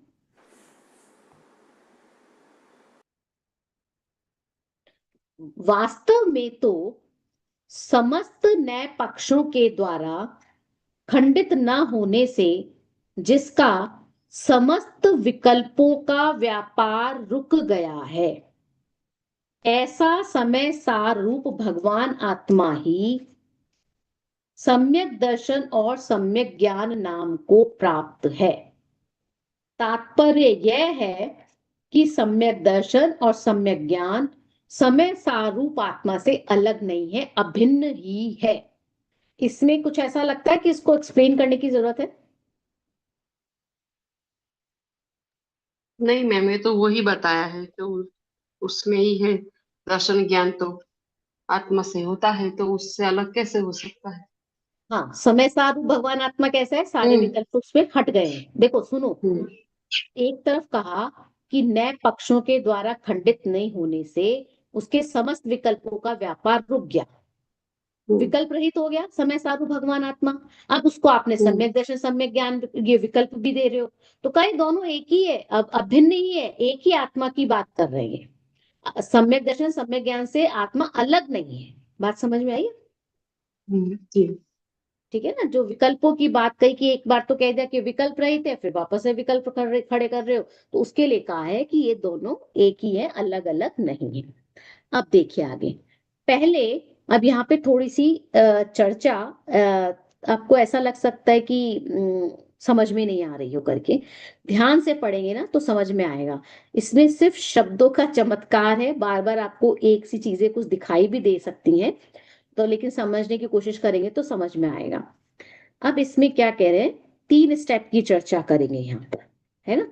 3 स्टेप है, अगर हम उसको एक लेमैन की लैंग्वेज से कहें तो कहेंगे कि पहले श्रुत ज्ञान की चर्चा कर रहे हैं, फिर मति ज्ञान की चर्चा कर रहे हैं, और फिर से वापस से श्रुत ज्ञान की चर्चा कर रहे हैं। मतलब पहले श्रुत ज्ञान का अवलंबन ले रहे हैं, फिर मति ज्ञान तत्व को आत्म सम्मुख कर रहे हैं, और फिर श्रुत ज्ञान को आत्म सम्मुख कर रहे हैं। ये 3 स्टेप की चर्चा यहाँ पे की जा रही है, उसके द्वारा पक्षातिक्रांत हुआ जा रहा है। ठीक है, देखिए पहले शुद्ध ज्ञान के अवलंबन से, फर्स्ट स्टेप है शुद्ध ज्ञान का अवलंबन। क्यों? क्योंकि अगर शुद्ध ज्ञान का अवलंबन नहीं लेंगे तो पार ही नहीं पड़ेगी। फिर शुद्ध ज्ञान का अवलंबन क्या होता है? ज्ञान का अवलंबन क्या है?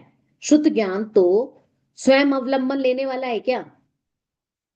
यहाँ पे 2 तरह से अर्थ लगाना शुद्ध ज्ञान के अवलंबन, एक तो द्रव्य शुद्ध का अवलंबन और दूसरा सुनना यानी देशना लब्धि। या आप अगर 259 पेज पर देखेंगे, लास्ट पैराग्राफ में आपको देशना लब्धि दिख रहा है ना। आत्मानुभूति प्राप्त करने के लिए करण लब्धि का होना आवश्यक है, और करण लब्धि देशना लब्धि के बिना होगी नहीं। यस तो मैम। शुद्ध ज्ञान के अवलंबन से, तो शुद्ध ज्ञान के अवलंबन से मतलब देशना लब्धि। तो गुरुओं के उपदेश का अवलंबन और जिनवाणी का अवलंबन, इसका नाम क्या हो गया? शुद्ध ज्ञान का अवलंबन। क्या मतलब हो गया शुद्ध ज्ञान के अवलंबन का? मतलब गुरुओं का उपदेश और जिनवाणी का अवलंबन। द्रव्य शुद्ध मतलब शुद्ध जिनवाणी, और सुनना गुरुओं के उपदेश से, तो उनसे उस शुद्ध ज्ञान का अवलंबन हो गया। मतलब निर्ग्रंथ गुरु के मुख से सुनो या जिनवाणी को पढ़ करके करो, कोई आगम अभ्यास करो, है ना। तो तर्क युक्ति से अपने स्वरूप का निर्णय करो, निश्चय करो। तो उससे शुद्ध ज्ञान से पहले हमको क्या करना होगा? आत्मा को भली भांति समझना होगा। तो आत्मा का, सॉरी, शुद्ध ज्ञान के अवलंबन से ज्ञान स्वभाव आत्मा का स्वरूप सुनिश्चित करके, आत्मा का स्वरूप किससे सुनिश्चित होगा? शुद्ध ज्ञान के अवलंबन से। और शुद्ध ज्ञान के अवलंबन में हमने क्या समझा? द्रव्य श्रुत और देशना हाँ, लब्धि, यानी गुरुओं देशना के मुख लब्धि। से या फिर जिनवाणी के अवलंबन से, या देशना लब्धि या गुरुओं के मुख से। ठीक है, तो अब उसके बाद में फिर क्या है? सुनिश्चित करके भली भांति समझकर, अच्छी तरह से समझना जरूरी है। अच्छी तरह से समझेंगे नहीं तो ये प्रक्रिया चलती रहेगी जैसे चलती आ रही है। तो समझना, समझना किसको कहते हैं?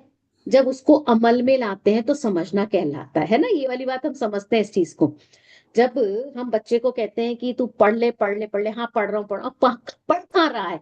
बस पढ़ने जा रहा हूँ, उसको कह रहा है पढ़ रहा हूँ पढ़ रहा हूँ, तो अमल में नहीं लिया ना। तो अमल में ले तो वो काम का है, नहीं तो काम का नहीं है।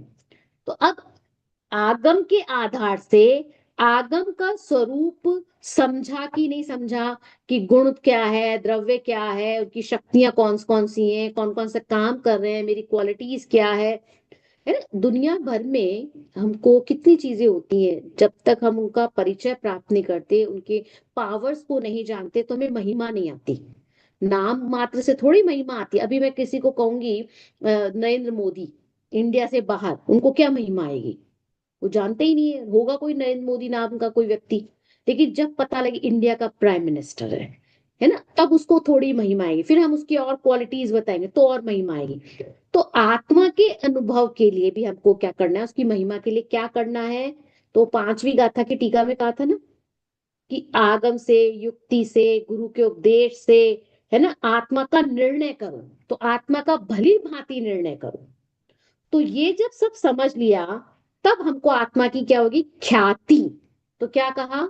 शुद्ध ज्ञान के अवलंबन से ज्ञान स्वभाव आत्मा का स्वरूप सुनिश्चित करके भली भांति समझकर फिर आत्मा की ख्याति के लिए, आत्मा की ख्याति, प्रसिद्धि, प्रकट प्रसिद्धि के लिए, आत्मानुभूति के लिए, मतलब वर्तमान ज्ञान में ही गायक की प्रसिद्धि हो। अगर ज्ञान में, वर्तमान ज्ञान में गायक की प्रसिद्धि नहीं तो किसी काम का नहीं है। तो आत्मा की प्रसिद्धि तो हमको इस तरह से भी होती है कि लोग कहते हैं, जो भूत प्रेत वाले कहते हैं कि आत्मा घूम रही है, आत्मा आ गई है इसमें, आत्मा की प्रसिद्धि उनको भी है। वो प्रसिद्धि की बात यहाँ नहीं है। जो वैज्ञानिक भी आत्मा को लेकर के शोध खोज करते हैं, वो प्रसिद्धि की बात, उस आत्मा की बात नहीं है। जो दिव्य ध्वनि में आत्मा प्रसिद्ध है, जो चारों अनुयोगों में आत्मा की प्रसिद्धि है, उस आत्मा की बात है। और वर्तमान प्रकट पर्याय, ज्ञान पर्याय के अंदर आत्मा प्रसिद्ध हुआ कि नहीं हुआ, मतलब आगम में आत्मा प्रसिद्ध है तो उससे हमारा काम बनेगा क्या? रेखा जी, पढ़ तो बहुत समय से रहे, उससे क्या होगा? तो एक ही बात को यहाँ पर तीन तरह से कहा, आत्मा की ख्याति के लिए, प्रकट प्रसिद्धि के लिए, आत्मानुभूति के लिए। पर पदार्थों की प्रसिद्धि की हेतुभूत, यहाँ पे क्या कहना चाह रहे हैं कि जो हमको निरंतर जानने में आ रहा है, जो हमको निरंतर जान रहा है, तो जो निरंतर जानने वाला है वो जानने वाले को जान रहा है कि नहीं जान रहा? ये बात हमको जानने में ही नहीं आ रही है, थोड़ा सा टंग ट्विस्टर हो गया है। जी मैम। हमको जानने में क्या नहीं आ रहा कि मैं जानने वाला हूं। स्वयं ज्ञायक ही जानने में नहीं। हाँ, और ज्ञायक को ज्ञायक ही नहीं जान रहा है। किससे जान रहे हैं? आगम से जान रहे हैं, गुरुओं से जान रहे हैं, है ना? खुद को खुद से जान रहा है। मतलब मेरे मेरे बैंक के अकाउंट में कितनी प्रॉपर्टी है वो मुझे कोई दूसरा आके बता रहा है, कैसा लगेगा? कितना अजीब नहीं लगेगा कि आपके घर में कौन सी शेल्फ में कौन सा सामान रखा है, आपके पड़ोसी आकर बता रहे वहां देख लो वहां रखा है। ये तेरे को कैसे मालूम? कि मैंने देखा है। तो जो इंटरेस्ट लेगा उसी को पता लगेगा ना। हम इंटरेस्ट ही नहीं ले रहे अपने आप को जानने में, तो हम कैसे जानेंगे? वे कह रहे हैं पर पदार्थों की प्रसिद्धि की हेतुभूत इंद्रियां, इंद्रियां क्या करती हैं? पर पदार्थों की प्रसिद्धि करती हैं, पर पदार्थों को जानने में आती हैं, जानने का काम करती हैं।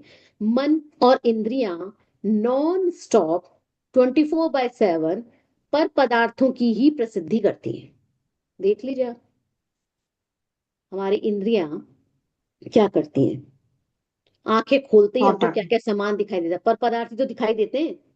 तो इंद्रियों के माध्यम से आचार्य कह रहे हैं कि पर पदार्थों की प्रसिद्धि तो बहुत हो गई, और मन भी यही काम कर रहा है। तो कह रहे हैं पर पदार्थों की प्रसिद्धि की हेतुभूत इंद्रियों और मन के द्वारा प्रवर्तमान बुद्धियों को मर्यादा में लेकर, मतलब जो पर पदार्थों की प्रसिद्धि कर रही है इंद्रियां और मन, उनको उनमें जो लगी हुई बुद्धि है उसको मर्यादा में लेकर, मतलब जो मति ज्ञान है, इंद्रिय और मन का मन के माध्यम से तो मति ज्ञान होता है ना।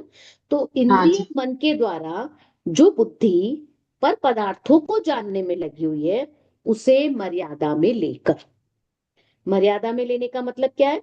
अब हम उनके व्यापार से निवृत्त हो गए, अब हम उनको नहीं जान रहे, उनकी पावर्स को अब हम काम में नहीं ले रहे, हमने उनकी बाउंड्रीज को क्रॉस कर दिया। अब हमने बुद्धि पूर्वक आंख बंद कर ली है। ऐसा है क्या? नहीं, आंख बंद नहीं होगी कि हम आंख बंद कर लें तो चीजें दिखाई नहीं देंगी। अरे हमारी वृत्ति ही ऐसी है कि जब कोई पदार्थ दिखता है तो हमें उसके अच्छे और बुरेपन की फीलिंग होती है ना? देखते ही कहीं भी घूमने जाओ तो देख, अरे वाह क्या मंदिर है, क्या आलीशान है, क्या इसका स्ट्रक्चर है, क्या स्कल्पचर है, कैसे बोलते हो। कोई चीज खराब हो तो अरे छी कैसा बना रहा है, क्या बिल्कुल केयर नहीं करते, ध्यान ही नहीं देते, कितना बेकार सा है, एकदम फीलिंग आती है कोई भी पदार्थ दिखता है तो हम उससे प्रभावित हुए बिना नहीं रहते। तो उसको कह रहे हैं उस प्रभावित पने को समेट लो, देख करके जानो, लेकिन अप्रभावित रहो। तो घर परिवार में जो कुछ भी हो रहा है उसको आंख बंद नहीं करनी है, घर छोड़ के नहीं जाना है, उसको देखो और जानो। पर पदार्थ ज्ञान का विषय बने उसमें प्रॉब्लम नहीं है। वो ज्ञान का विषय स्व पर प्रकाशक पना है, ज्ञान में पावर है कि वो स्व को भी जानेगा पर को भी जानेगा। आप कोशिश करोगे तब भी वो जानेगा, आप कोशिश करो ना कि मैं नहीं जानू तब भी जानोगे, वो पावर है उसके अंदर। जितनी भी हमारी जो पांचों इंद्रियां, स्पर्शन इंद्रिय हो, रसना हो, चक्षु हो, घ्राण हो, कोई भी इंद्रिया हो, इनका पर के साथ जुड़ान नहीं चाहिए, ये मतलब है कहने का। तो प्रवर्तमान बुद्धियों को मर्यादा में लेकर, अब मर्यादा में ले ली, अब क्या किया? आत्मोन्मुख करके, अब उन उन बुद्धि को मर्यादा में लेने के बाद में आत्मा के उन्मुख करो, आत्मा के सन्मुख करो। मतलब क्या हुआ? मति ज्ञान को आत्म सम्मुख करना है। श्रुत ज्ञान की बात हो गई, पहला स्टेप। दूसरा स्टेप आ गया मति ज्ञान का। मति ज्ञान को आत्म सम्मुख करना है ना। मति ज्ञान को आत्मोन्मुख किया, मतलब क्या है? स्वपर प्रकाशक पना स्वरूप है पर पदार्थों का, उनको हमारे उपयोग में विषय बनते हुए भी उसके प्रति हमारा जो झुकाव है उसको बंद करना है, झुकना नहीं है। तो ज्ञायक भगवान आत्मा के प्रति अगर हमने मान लीजिए कर्णेंद्रिय से बात सुनी, चक्षु इंद्रिय से हमने ग्रंथ में पढ़ा, तो जो बातें हमने देशना लब्धि से सुनी और सुनकर के उन बातों को अपने उपयोग का विषय बनाने का प्रयत्न किया, इसको कह रहे हैं मर्यादा में लेकर के आत्म सम्मुख करना, मतलब मति ज्ञान के तत्व को आत्मोन्मुख करना। वे इंद्रियों का विषय है, वो क्या होता है? पर पदार्थ। और पर पदार्थ है तो वो आत्म सम्मुख तो होगी नहीं, तो इंद्रियों को आत्म सम्मुख हो नहीं सकती इंद्रियां तो, क्योंकि वो तो पर विषय को ग्रहण करती है, तो आत्म सम्मुख तो होती नहीं है। किंतु मति ज्ञान तो इंद्रिय और मन से में भी प्रवृत्ति कर रहा है, और यहाँ कह रहे हैं मति ज्ञान को आत्म सम्मुख करो। ऑपोजिट बात समझ में आ रही है? मति ज्ञान क्या करता है? इंद्रिय और मन के माध्यम से काम करता है, तो इंद्रिय मन में प्रवृत्ति करता है। और यहाँ कह रहे हैं मति ज्ञान को आत्मा के प्रति सन्मुख करो। आत्मा में इंद्रिय थोड़ी है। मति ज्ञान तो उन्मुख किसकी तरफ होता है? इंद्रिय और मन की तरफ। यहाँ कह रहे हैं कि आत्म उन्मुख करो। कैसे करेंगे भाई? आंखों से आत्मा कैसे दिखेगा? आपको कान से आत्मा कैसे सुनाई देगा? वो तो शब्दातीत है, कर्णे इंद्रिय से तो पकड़ में आ नहीं सकता। अस्पर्शी है तो स्पर्शन इंद्रिय से पकड़ नहीं सकते। तो आत्मा अरस अरूपी अस्पर्शी कहा था हमने, 49 नंबर की गाथा में। Yes ma'am. जी मैम। हाँ। अगंध है। तो आत्म सम्मुख करने का मतलब यहाँ क्या है कि इंद्रियों के माध्यम से जो हमारा मति ज्ञान प्रवर्तित हो रहा था, अब इंद्रियों से प्रवर्तन करने को रोकना है। इसका नाम है आत्म सम्मुख करना। ओके। आत्म सम्मुख करने से मतलब है कि पर सन्मुख नहीं करना। जो इंद्रिय और मन में विषय लग रहा था उससे हटा करके आत्मा की तरफ लाना है। पर की ओर जो हमारा तत्मति ज्ञान तत्व दौड़ रहा था, तो पर की ओर दौड़ने की तरफ जो प्रवृत्ति थी वो अब रुक जाएगी। इसका नाम है आत्म सम्मुख करना। ठीक है। तो आत्म सम्मुख करके जिसने मति ज्ञान तत्व को आत्म सम्मुख किया है, मति ज्ञान को आत्म उन्मुख किया है, वह मतलब हमने इंद्रिय के व्यापार को रोक दिया है। मन से भी आत्मानुभव नहीं होगा और बिना मन वाले को भी नहीं होगा। है ना विचित्र बात? मन रहेगा तो विकल्प रहेगा, तो आत्मोन्मुख नहीं होगा, आत्मा का अनुभव नहीं होगा। और मन रहित अगर होगा जीव, तो संगी जीव को तो आत्मा का अनुभव होता ही नहीं है। तो मन की जरूरत भी है, और उसकी जरूरत खत्म हो जाएगी तब अनुभूति होगी। तो मन अनुभूति में साधक हुआ कि बाधक हुआ? बाधक हुआ। बाधक बाधक होता है। वैसे तो बाधक ही होती है। देखो अभी दोनों बातें बताती हूँ।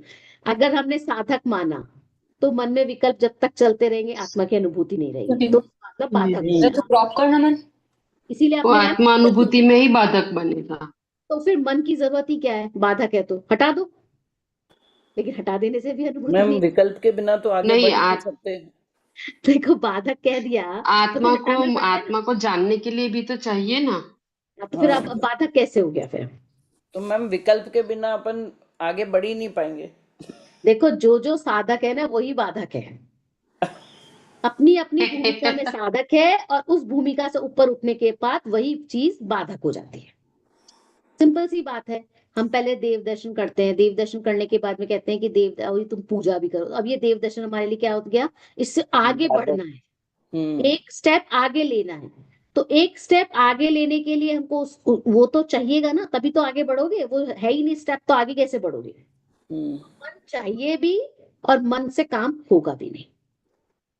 तो तत्व निर्णय जब हो गया, तो तत्व निर्णय होने पर जो मन में उत्पन्न होने वाले विकल्प चल रहे थे, वो विकल्प अनुभूति में बाधक हैं।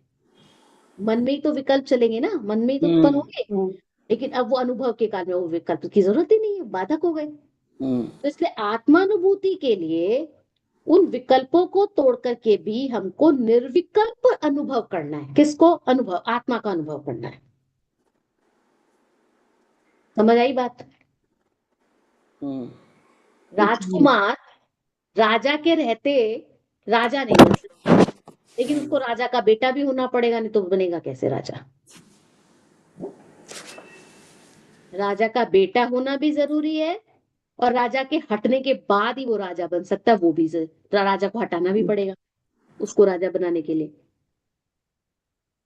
तो मन में जो आत्म संबंधी विकल्प चल रहे हैं, उन विकल्पों की आवश्यकता भी है, लेकिन मन के अलावा जो भी दूसरे कोई भी विकल्प हो आत्मा से संबंधित हो, उन विकल्पों को भी चलेंगे तो भी आत्मा की अनुभूति नहीं होगी। मतलब विषय कषाय के विकल्प चलेंगे तो भी नहीं होगी, आत्मा से संबंधित विकल्प चलेंगे तो भी नहीं होगी। हमको क्या करना है? निर्विकल्प होना है। आत्म संबंधी विकल्प जरूरी है, लेकिन जब तक चलेंगे अनुभूति नहीं होगी। तो जिस क्षण ये विकल्प हटेंगे उस क्षण आत्मा की अनुभूति होगी। तो इंद्रियों ने बाह्य विषयों में प्रवर्तन करना बंद कर दिया, मन ने बाहरी विषयों में से संबंध अपना बंद कर दिया, उसके संबंध में विकल्प करना बंद कर दिया। तो इंद्रिय और मन का व्यापार रुका ना। अब वो इंद्रिय और मन का व्यापार किसकी तरफ झुक गया? अब त्रिकाली ध्रुव आत्मा की तरफ। ठीक है। इंद्रियों ने जो ये अपना रुकावट कर रही थी वो सब बंद कर दिया। अब ये 3 प्रकार की बात करिए। जानने का निषेध नहीं है, जानने के रस का निषेध है, मैं जानूं इस बात का निषेध है। अंदर से बुद्धि ये मिटनी चाहिए कि मैं जानूं, जानता रहूं, इसको जानूं, उसको जानूं। मतलब उससे जुड़ाव नहीं करना। जानने में कोई चीज आ रही है उसका कोई प्रॉब्लम नहीं है। अरे आप करते हो ये सब, टीवी चल रहा हो, सामने कोई न्यूज चल रही हो तो आप चलते हो वहां से, आपने देखते हो चलेगा, लेकिन आपने कोई खबर सुनकर के वहीं ठहर गए, आपने जुड़ाव कर लिया। होता है ना ये तो?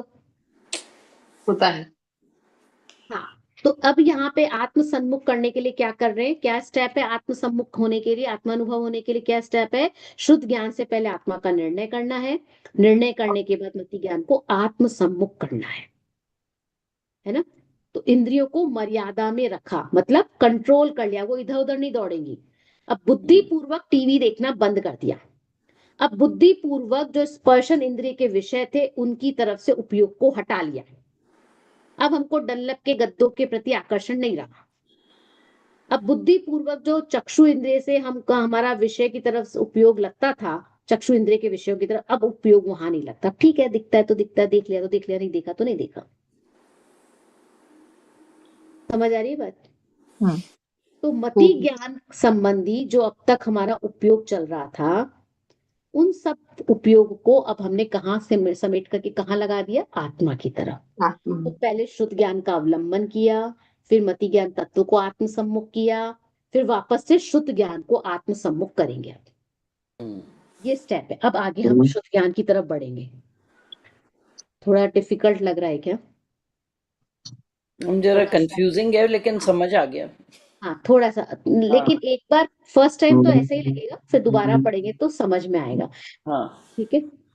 अब आगे क्या कह रहे हैं? मति ज्ञान को आत्म सम्मुख किया, मति ज्ञान को आत्मोन्मुख कर लिया, तथा नाना प्रकार के नए पक्षों के अवलंबन से होने वाले अनेक विकल्पों के द्वारा। अब यहाँ पर क्या कहना चाह रहे हैं? देखो, अब तक जो चर्चा चल रही थी उसमें था कि हमने शुद्ध ज्ञान से समझा, पहला स्टेप, फिर मति ज्ञान से उन सबको समेटा, मतलब पढ़ा हुआ जो था, समझा था, देशना लब्ध जिनवाणी के अवलंबन से हमने जो कुछ भी लिया था, तो 5 इंद्रियों और मन से ये काम हुआ था। अब इसके बाद क्या करना है कि इंद्रियों को जो व्यापार था ना उसको रोकना है, और उसके रुकने पर क्या हुआ? अंदर में हम कहते हैं ना कि अंदर जो गहराई में हम चले गए, सूक्ष्मता में चले गए। ठहर तो गए। हाँ, मति ज्ञान और शुद्ध ज्ञान, इनके बीच में कोई डिवीजन रेखा क्या है? मति ज्ञान के संबंध में आपको याद आता है ये मोक्षमा प्रकाशक में भी चर्चा आई है दूसरा अध्याय के अंदर, देखना मति ज्ञान की पराधीनता और उस सबके संबंध में। मतलब जिस समय डायरेक्ट इंद्रिय का व्यापार चल रहा है, उसके विषय का व्यापार चल रहा है, तब तो हमको क्या है, मति ज्ञान है। हमने बस किसी भी वस्तु को देखा, वो क्या हो गया, मति ज्ञान। चक्षु इंद्रिय का विषय बन गया ना, देखने का काम है मति ज्ञान। अब शुद्ध ज्ञान क्या काम करेगा, शुद्ध ज्ञान मति ज्ञान पूर्वक करता है ना, मति ज्ञान पूर्वक होता है शुद्ध ज्ञान। तो अब क्या करेगा, वो मति ज्ञान की सीमा को क्रॉस करेगा। तो मति ज्ञान के द्वारा जो बातें जानी गई थी उनको क्रॉस करके अब वो इसकी डिटेलिंग करेगा, तब वो शुद्ध ज्ञान प्रवर्तित होता है। मतलब किसी चीज को हमने छुआ, ये मति ज्ञान का काम था। और स्पर्श होते हमारा हाथ एकदम से पीछे हट गया, जैसे कोई करंट लगा हो या जल गया हो तो एकदम से हमने पीछे, ये क्या हुआ, ये शुद्ध ज्ञान का काम। कर्ण इंद्रिय से जैसे हमने किसी गुरु के उपदेश को सुना, तो ये मति ज्ञान का काम गया। हमने चक्षु इंद्रिय से जिनवाणी को पढ़ा, ये मति ज्ञान का काम हो गया, इंद्रियों का काम हो गया ना ये तो। अब पढ़कर के उसके बाद में चिंतन होने लग जाए, हम चिंतन में लग जाए, तो ये मति ज्ञान का काम नहीं है, अब ये शुद्ध ज्ञान का काम शुद्ध है। ज्ञान का, ओके। तो क्योंकि मति ज्ञान में चिंतन नहीं होता, शुद्ध ज्ञान में होता है। तो इसलिए कहा कि फिर से अब मति ज्ञान के द्वारा हमने निर्णय कर लिया ना, आत्मसन्मुख कर लिया, अब आपको वापस से शुद्ध ज्ञान की तरफ जाना है। तो नाना प्रकार के नए पक्षों के अवलंबन से होने वाले अनेक विकल्पों के द्वारा आकुलता उत्पन्न करने वाली शुद्ध ज्ञान की बुद्धियों को भी मर्यादा में लेकर, मतलब शुद्ध ज्ञान में नए विकल्प होते हैं, ये तो हम पता ही है हमें, शुद्ध ज्ञान में नए, तो शुद्ध ज्ञान में विभाजन होता है कि ये होगा या वो होगा। तो शुद्ध ज्ञान में जो धारणा वाली बातें होती हैं वो वापस से याद आती है। अवग्रह इहा अवाय धारणा, ये मति ज्ञान के अंदर होते हैं ना, मति ज्ञान की भेद है। लेकिन धारणा जब फिर से रिकॉल होती है, जब वो ज्ञान में फिर से दोबारा आती है, तो वो शुद्ध ज्ञान के बिना नहीं हो सकती दोबारा जब हो, क्योंकि स्टोरिंग पावर तो शुद्ध ज्ञान के पास है ना। तो शुद्ध ज्ञान के उस कह रहे कि अब नाना प्रकार के नए पक्षों के अवलंबन से होने वाले जो अनेक विकल्प है वो किससे हो रहे हैं, शुद्ध ज्ञान से हो रहे हैं ना। तो उससे क्या हो रहा है, आकुलता उत्पन्न करने वाली शुद्ध ज्ञान की बुद्धियों को भी, शुद्ध ज्ञान के द्वारा विकल्प हुए तो विकल्प से आकुलता ही तो उत्पन्न होगी ना। बात समझ में आ रही है या फिर से रिपीट करूं? मैम कर दीजिए एक बार और। देखो, पहले हमने शुद्ध ज्ञान से निर्णय किया था, फिर मति ज्ञान संबंधी विकल्पों को रोका, फिर उनको आत्मसम्मुख किया, अब वापस से शुद्ध ज्ञान के द्वारा वही काम कर रहा है कि जो ज्ञान हमारा नए विकल्पों में उलझा हुआ था ना, जो इंद्रिय मन का व्यापार रुका था, और उनके रुकने पर जो शुद्ध ज्ञान से अब हमने आत्म तत्व का निर्णय करना है, तो अब निर्णायक भूमिका वाले विकल्प चल रहे हैं। अब जो विकल्प चल रहे हैं ये निर्णायक, बहुत ज्यादा निर्णय कर रहे हैं, शुद्ध ज्ञान के विकल्प अब निर्णय करने वाले चल रहे हैं इस थर्ड लेवल पर, कि यही मैं हूं, मैं यही, ये मैं ही हूं। अपने में अपनापन करना है ना, तो अपनी आत्मा के साथ अभेद अनुभव करना है, तो वो अब वो वाले विकल्प चल रहे हैं। तो कहा ना, नाना प्रकार के नए पक्षों के अवलंबन से होने वाले विकल्पों के द्वारा आकुलता उत्पन्न करने वाली शुद्ध ज्ञान की बुद्धियों को भी मर्यादा में लेकर, मतलब जो मेरे विकल्प चल रहे थे ना कि मैं शुद्ध हूं, मैं अखंड हूं, मैं ये हूं, मैं वो हूं, अब उन विकल्पों से वो भी आकुलता उत्पन्न करने वाले थे, अब उनको भी हमने मर्यादा में ले लिया। अब क्या करना, मर्यादा में लेकर के आत्म सम्मुख कर दिया। तो जो शुद्ध ज्ञान को भी आत्म सम्मुख करता हुआ अत्यंत विकल्प रहित होकर, अब उसी बात को रिपीट कर रहे हैं, जो हमने ऐसा किया विकल्प रहित होकर के आत्म सम्मुख कर लिया, तो क्या होगा, तत्काल ही उसी टाइम पे, at the same time, same moment, निज रस से ही प्रकट होता हुआ। अब आपको क्या प्रकट होगा, अगर हम एंड पे चले जाए सेंटेंस के, तो एंड क्या, बीच में थोड़ा, अनंत विज्ञान घन परमात्म स्वरूप समय सार का जब वह आत्मा अनुभव करता है, तो आत्मा की विशेषताएं चल रही हैं, तत्कालिक निज रस से ही प्रकट होता है, अनुभव होना शुरू हो जाता है मर्यादा में लेकर आत्म सम्मुख करने पर। मति शुद्ध ज्ञान की पर्याय पूरी तरह से किसको समर्पित हो गई है, खुद को जानने में। उसे पर का अवलंबन नहीं है, पर के प्रति झुकाव ही नहीं है।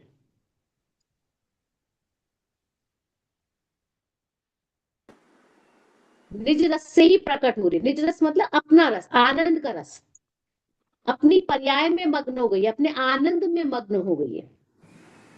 अब क्या होगा? आदि अंत और मध्य से रहित। अब आत्मा में के का कोई आदि नहीं, कोई अंत नहीं, कोई मध्य नहीं, इससे रहित हो जाती है। मतलब हम अब वो विकल्प नहीं चलेंगे। आत्मा को हम देख सकते हैं क्या? नहीं। तो उसका हमको आदि नहीं दिखाई देगा, ना मध्य दिखाई देगा, ना अंत। भाई आत्मा की शुरुआत हमको दिखती है क्या? मध्य दिखता है क्या? अंत दिखता है क्या? तो प्रति समय की पर्याय में हमको क्या दिखाई देगा? त्रिकाली ध्रुव, गायक भगवान आत्मा परिपूर्ण दिखाई देगा, अखंड दिखाई देगा। देखो, आदि अंत और मध्य से रहित, अनाकुल। उसमें अब आकुलता नहीं है कि मैं आत्मा को जानूं, वो आकुलता नहीं है उसके अंदर कि इसको जानूं उसको जानूं। आत्मा को जानने संबंधी विकल्प ही नहीं है, इसलिए अनाकुल है वो। समझ में आ रही है बात? केवल एक है। एक है मतलब उसके अलावा कुछ नहीं है। जैसे अर्जुन ने जब निशाना लगाया, जब द्रोणाचार्य ने कहा था ना, एक चिड़िया को खड़ी करके पेड़ पर की रख करके, नकली चिड़िया को रखकर कि इस पे तुमको क्या दिख रहा है, सबसे शिष्यों से पूछ रहे थे। तो अर्जुन ने क्या कहा था? मुझे चिड़िया दिख रही है। चिड़िया के अलावा और क्या दिख रहा है मुझे? अब उसकी केवल आंख दिख रही, केवल एक आंख दिख रही है। तो ऐसे केवल एक आत्मा को जाने, केवल एक आत्मा। वहां पे कोई दो पना नहीं होना चाहिए, एकमात्र काली ध्रुव आत्म तत्व दृष्टि का विषय बने।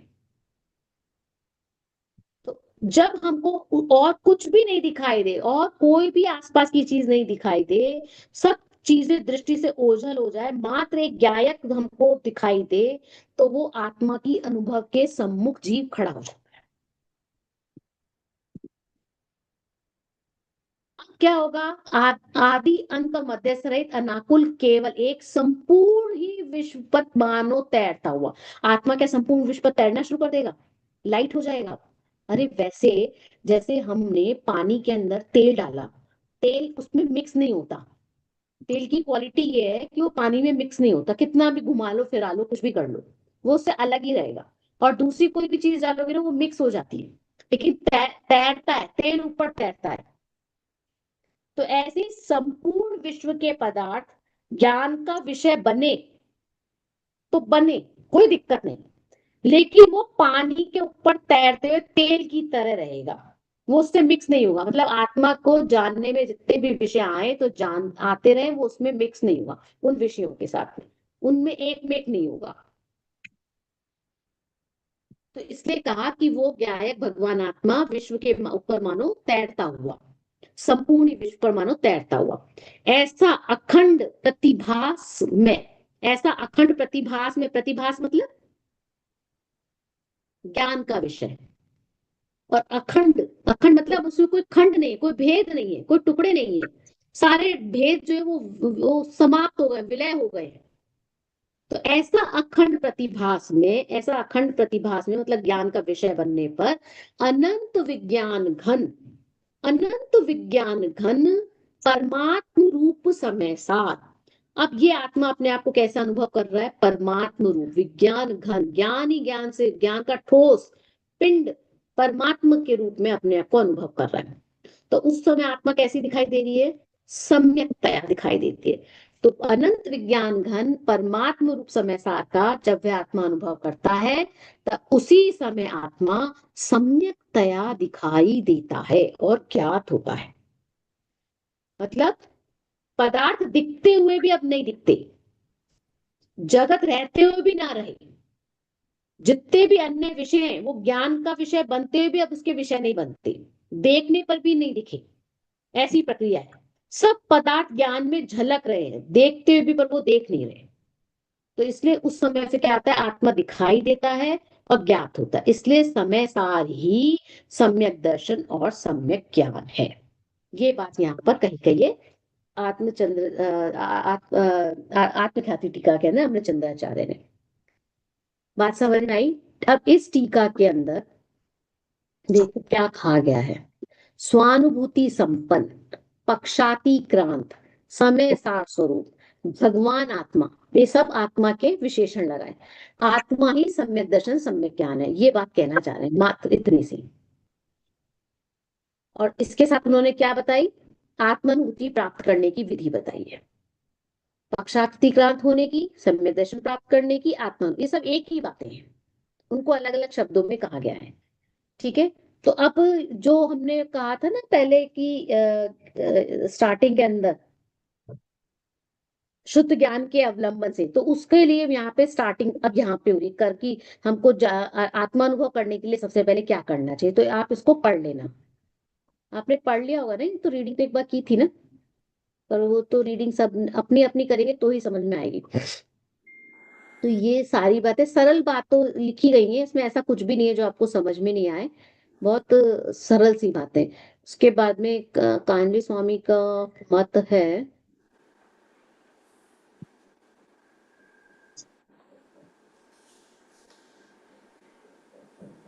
जो 3 स्टेप बताए गए ना, उन्हीं 3 स्टेप्स की बात यहाँ पे की गई है।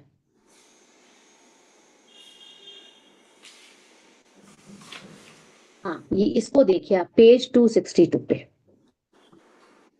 ये कांजी स्वामी का मत है, इसका संक्षेप में देख लीजिए। जो मति ज्ञान, मतलब जो गाथा के अंदर हमने चंद्राचार्य कह रहे हैं ना, उसको उसके बारे में कह रहे हैं। जो मति ज्ञान, पहला स्टेप, अभी तक मन और इंद्रियों को झुका था, उसे वहां से हटाकर आत्म सम्मुख कर, यह एक बोल हुआ। शुद्ध ज्ञान के अनेक प्रकार के नए पक्षों के आलंबन से अनेक प्रकार के विकल्प उत्पन्न होते हैं। कैसे विकल्प उत्पन्न होते हैं? मैं अबद्ध हूँ, मैं बद्ध हूँ, वो जो 40 विकल्प थे इत्यादि नए पक्ष के विकल्प तो कैसे हैं? आकुलता उत्पन्न करने वाले हैं। परंतु मैं तो अबद्ध हूँ, ऐसे स्वरूप संबंधी विकल्प भी आकुलता को उत्पन्न करने वाले हैं। व्रत तप भक्ति आदि के राग तो आकुलता उत्पन्न करते हैं, तो नए पक्ष का राग भी आकुलता उत्पन्न करता है, दुखता ही है। फिर क्या करना है? मात्र शुद्ध ज्ञान घन स्वरूप भगवान आत्मा में राग दुख नहीं है। तो शुद्ध ज्ञान के विकल्प में उत्पन्न हुई थी ना ये सारी, तो ये उत्पन्न हुई आकुलता आत्म वस्तु में नहीं है। तो मैं पूर्ण हूँ, शुद्ध हूँ, ऐसे जो विकल्प उठते थे वे आत्मा से भिन्न है, और इन विकल्पों से भी भिन्न आत्मा का अनुभव करना सम्यक दर्शन है। ठीक है ना? अब देखिए, अब आप पढ़ेंगे इसको तो आपको लगेगा हाँ अब बात समझ आ रही है। फर्स्ट टाइम में थोड़ा सा मुश्किल लगता है, क्योंकि वो भाषा आख्याति की ऐसी ही है, सब वही बातें कर चल रही है यहाँ पे। हाँ देखिए, लास्ट पैराग्राफ इसमें इसको और देखिए, पेज है ये 263, निकाल लीजिए 263, लास्ट पैराग्राफ। दिगंबर संत कहते हैं, तो दिगंबर संत कौन से कहते हैं? कोई पर्टिकुलर कोई संत है? नहीं, कुंकुदाचार्य से कह सकते हैं, महावीर भगवान से भी हम कह सकते हैं, वही वाली बात है, सारी बातें वहीं से आ रही है कि भगवान तेरी वर्तमान मति ज्ञान व शुद्ध ज्ञान की पर्याय पर की ओर झुकी है। तेरी जो पर्याय वो कहाँ झुकी हुई है? हमारा सारा फोकस कहाँ है? मति ज्ञान और शुद्ध ज्ञान के ऊपर है, तो हमें पर पदार्थों की प्रसिद्धि होती है। अब स्व पदार्थ की प्रसिद्धि के लिए मति ज्ञान और शुद्ध ज्ञान के तत्व को अंतर स्वभाव की ओर झुकाकर स्व सन्मुख कर, तो क्या करना है? पर से दृष्टि हटाकर अंदर की तरफ दृष्टि ले जानी है। तो इससे क्या होगा? मेरा आत्म स्वभाव प्रकट होगा, बस। और आत्मा कैसा होता है? निर्विकल्प वीतराग से ही प्रकट होता है, कोई भी विकल्प नहीं होने चाहिए, चाहे शुभ के हो, चाहे शुभ के हो, चाहे शुद्ध के हो। ये बात आपको क्लियर होनी चाहिए। तो अब यहाँ पर इसकी एंडिंग आ रही है, सार के फॉर्म में 264 पेज पर सेकंड पैराग्राफ में है। इस प्रकार कर्ता कर्म अधिकार की अंतिम गाथा और उसकी टीका में सम्यक दर्शन सम्यक ज्ञान प्राप्त करने की विधि बताकर क्या कहा गया है कि समय सारू भगवान आत्मा अथवा उसके अनुभव का नाम ही सम्यक दर्शन और सम्यक ज्ञान है। ठीक है। अब एक कलर, अब यहाँ पे कलश शुरू होते हैं। अब हम ये कलश यहाँ से नहीं लेंगे, ये कलश हम नेक्स्ट क्लास में करेंगे। यहाँ तक किसी को कोई डाउट है क्या?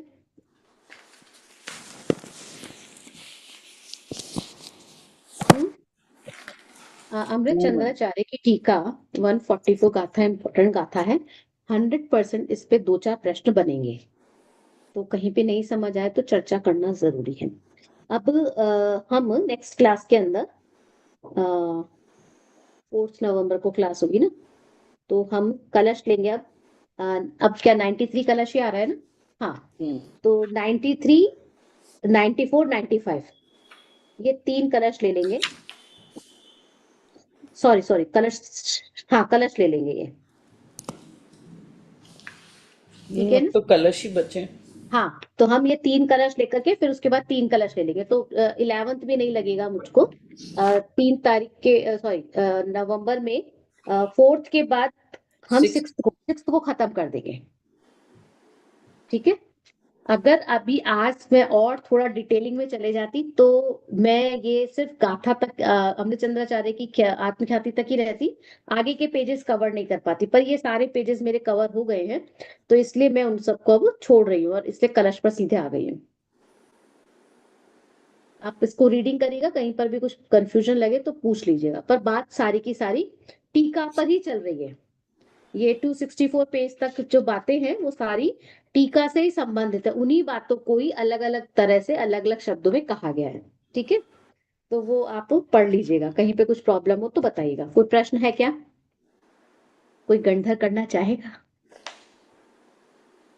कोई नहीं चाहेगा। दीपाली जी तो लेट आई थी, निधि जी लेट आई थी, अनु जी लेट आई थी, ज्योत्सना कला जी लेट आई थी, अब रुचिका जी हैं तो वो हो सकता है वो कर दें, या अर्चना जी। नहीं कर रही अभी। नहीं गंधर्व मार्क्स वाला मत करिए, ये तो बताइए आज चर्चा क्या की, ताकि एटलीस्ट ये लोग तो कनेक्ट हो जाएंगे थोड़े।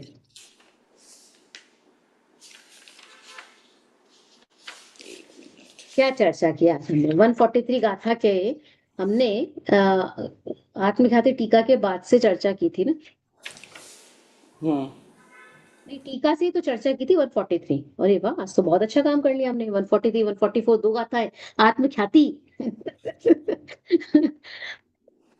बहुत सारा पढ़ लिया है। छोटी छोटी बातें बताइए, जैसे 143 गाथा के अंदर हमने कहा था विश्व के साक्षी पने की बात की थी, केवली की बात की थी, है ना। और मैं डिटेलिंग केवली नहीं और पूछ रही, शुद्ध डिटेलिंग नहीं ज्ञानी पूछ एक रही, ही पर क्या जैसे होते बात हैं की थी। अनुभव के हाँ काल। बताइए बताइए बताइए, सॉरी। केवली और शुद्ध ज्ञानी अनुभव के काल में एक ही तरह के होते हैं, ये बताया था अपन ने, ये डिस्कस किया था। और खाली केवली जो है वो हमेशा उस अनुभव में रहते हैं, लेकिन शुद्ध ज्ञानी जो होते हैं वो खाली अनुभव के काल में ही उनकी तरह होते हैं, तो वो क्षणिक रहते हैं वो उस टाइम पे ही, एट दैट प्रेजेंट मोमेंट। ये डिस्कस किया अपन ने।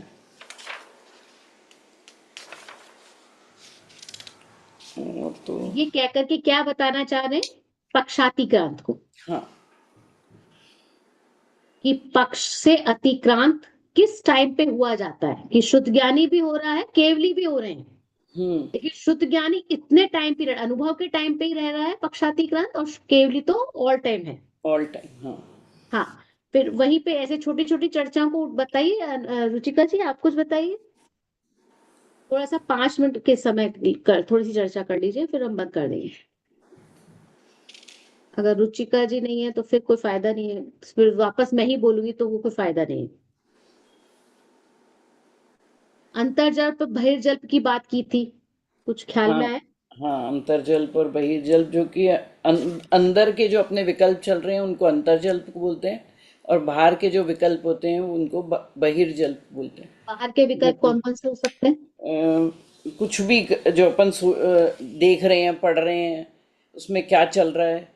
हम यहाँ पे जो चर्चा करें ना विषय कषाय वाली नहीं लेंगे, अच्छा। हम जो पंच परमेष्टि से संबंधित है ना। हाँ, या हम कोई स्वाध्याय कर रहे हैं और अपने आत्मा के बारे में पढ़ रहे हैं, अपने पढ़ स्वरूप रहे को हैं, पढ़ रहे हैं, वो पढ़ना जो भी चल रहा है, जो भी शब्द। स्वाध्याय से हाँ रिलेटेड है वो हाँ वो चीज, बहिर्जल्प हो गया। हाँ वो बाहर की जो क्रियाएं चल रही हैं हमारी बाहर। धर्म से हाँ, संबंधित हो गए। और और अंतर्जब उन्हीं को जब हमने अंदर विचार किया, विचार मनन जब किया, चिंतन मनन, विकल्प तब चल रहे फिर हैं, वो, लेकिन हाँ, वो विकल्प है, विकल्प। हाँ, वो विकल्पातीत विकल्प है। नहीं है। हाँ। अभी अनुभव नहीं हो रहा आत्मा का, हम्म हमारी स्थिति ऐसी है, अंदर विकल्प चल रहे हैं, मैं शुद्ध हूँ, मैं बुद्ध हूँ, मैं ये हूँ, मैं वो हूँ, ये सब हम बोल रहे हैं। तो जब तक हमारे शब्द होठ हिल रहे हैं तो वो अंतर्जल्प नहीं है, वो बहिर्जल्प है। लेकिन हाँ, जब हम बिना होठ हिलाए अंदर सोच रहे हैं वो सोच। अंतर्जल्प हो जाते हैं। तो जैसे हम माला का जाप करते हैं तो एक हम होठ हिलाते हुए बोलते जाते हैं मंत्र का जाप, एक हम मन ही मन में बोलते रहते हैं, कुछ नहीं, होठ नहीं हिलते, वो अंतर्जल्प हो जाता है फिर, ठीक है ना। इन दोनों से विकल्पों से परे होना है, ठीक है। ये हम्म कुछ चर्चाएं की थी, फिर उसके बाद में कलश आ गया था। कलश के अंदर हमने उत्पाद व द्रव्य, उत्पाद वेत्र। हाँ हाँ, उनकी चर्चा की थी।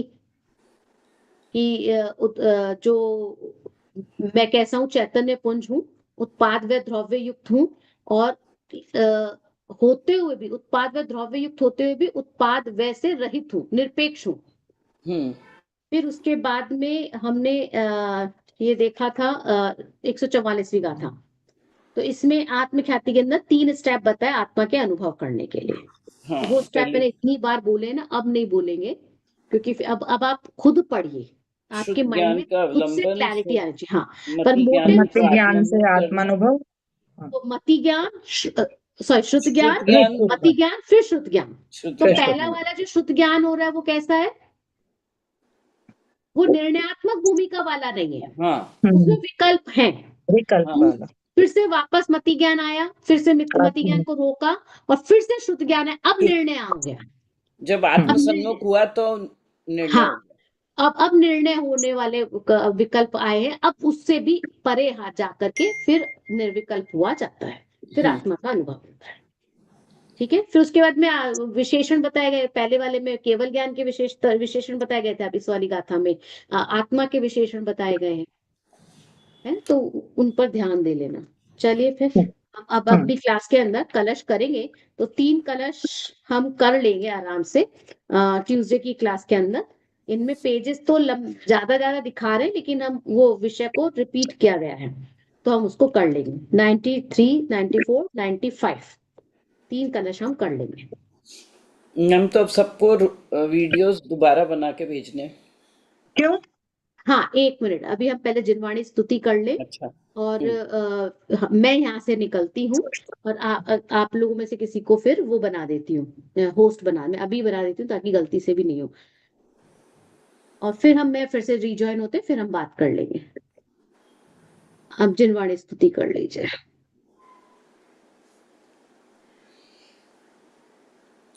मणि भारती तो ये पुण्य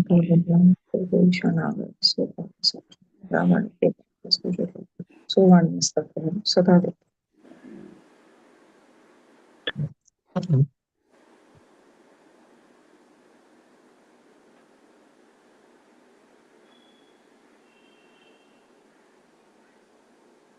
जय जिनेन्द्र। जय जिनेन्द्र।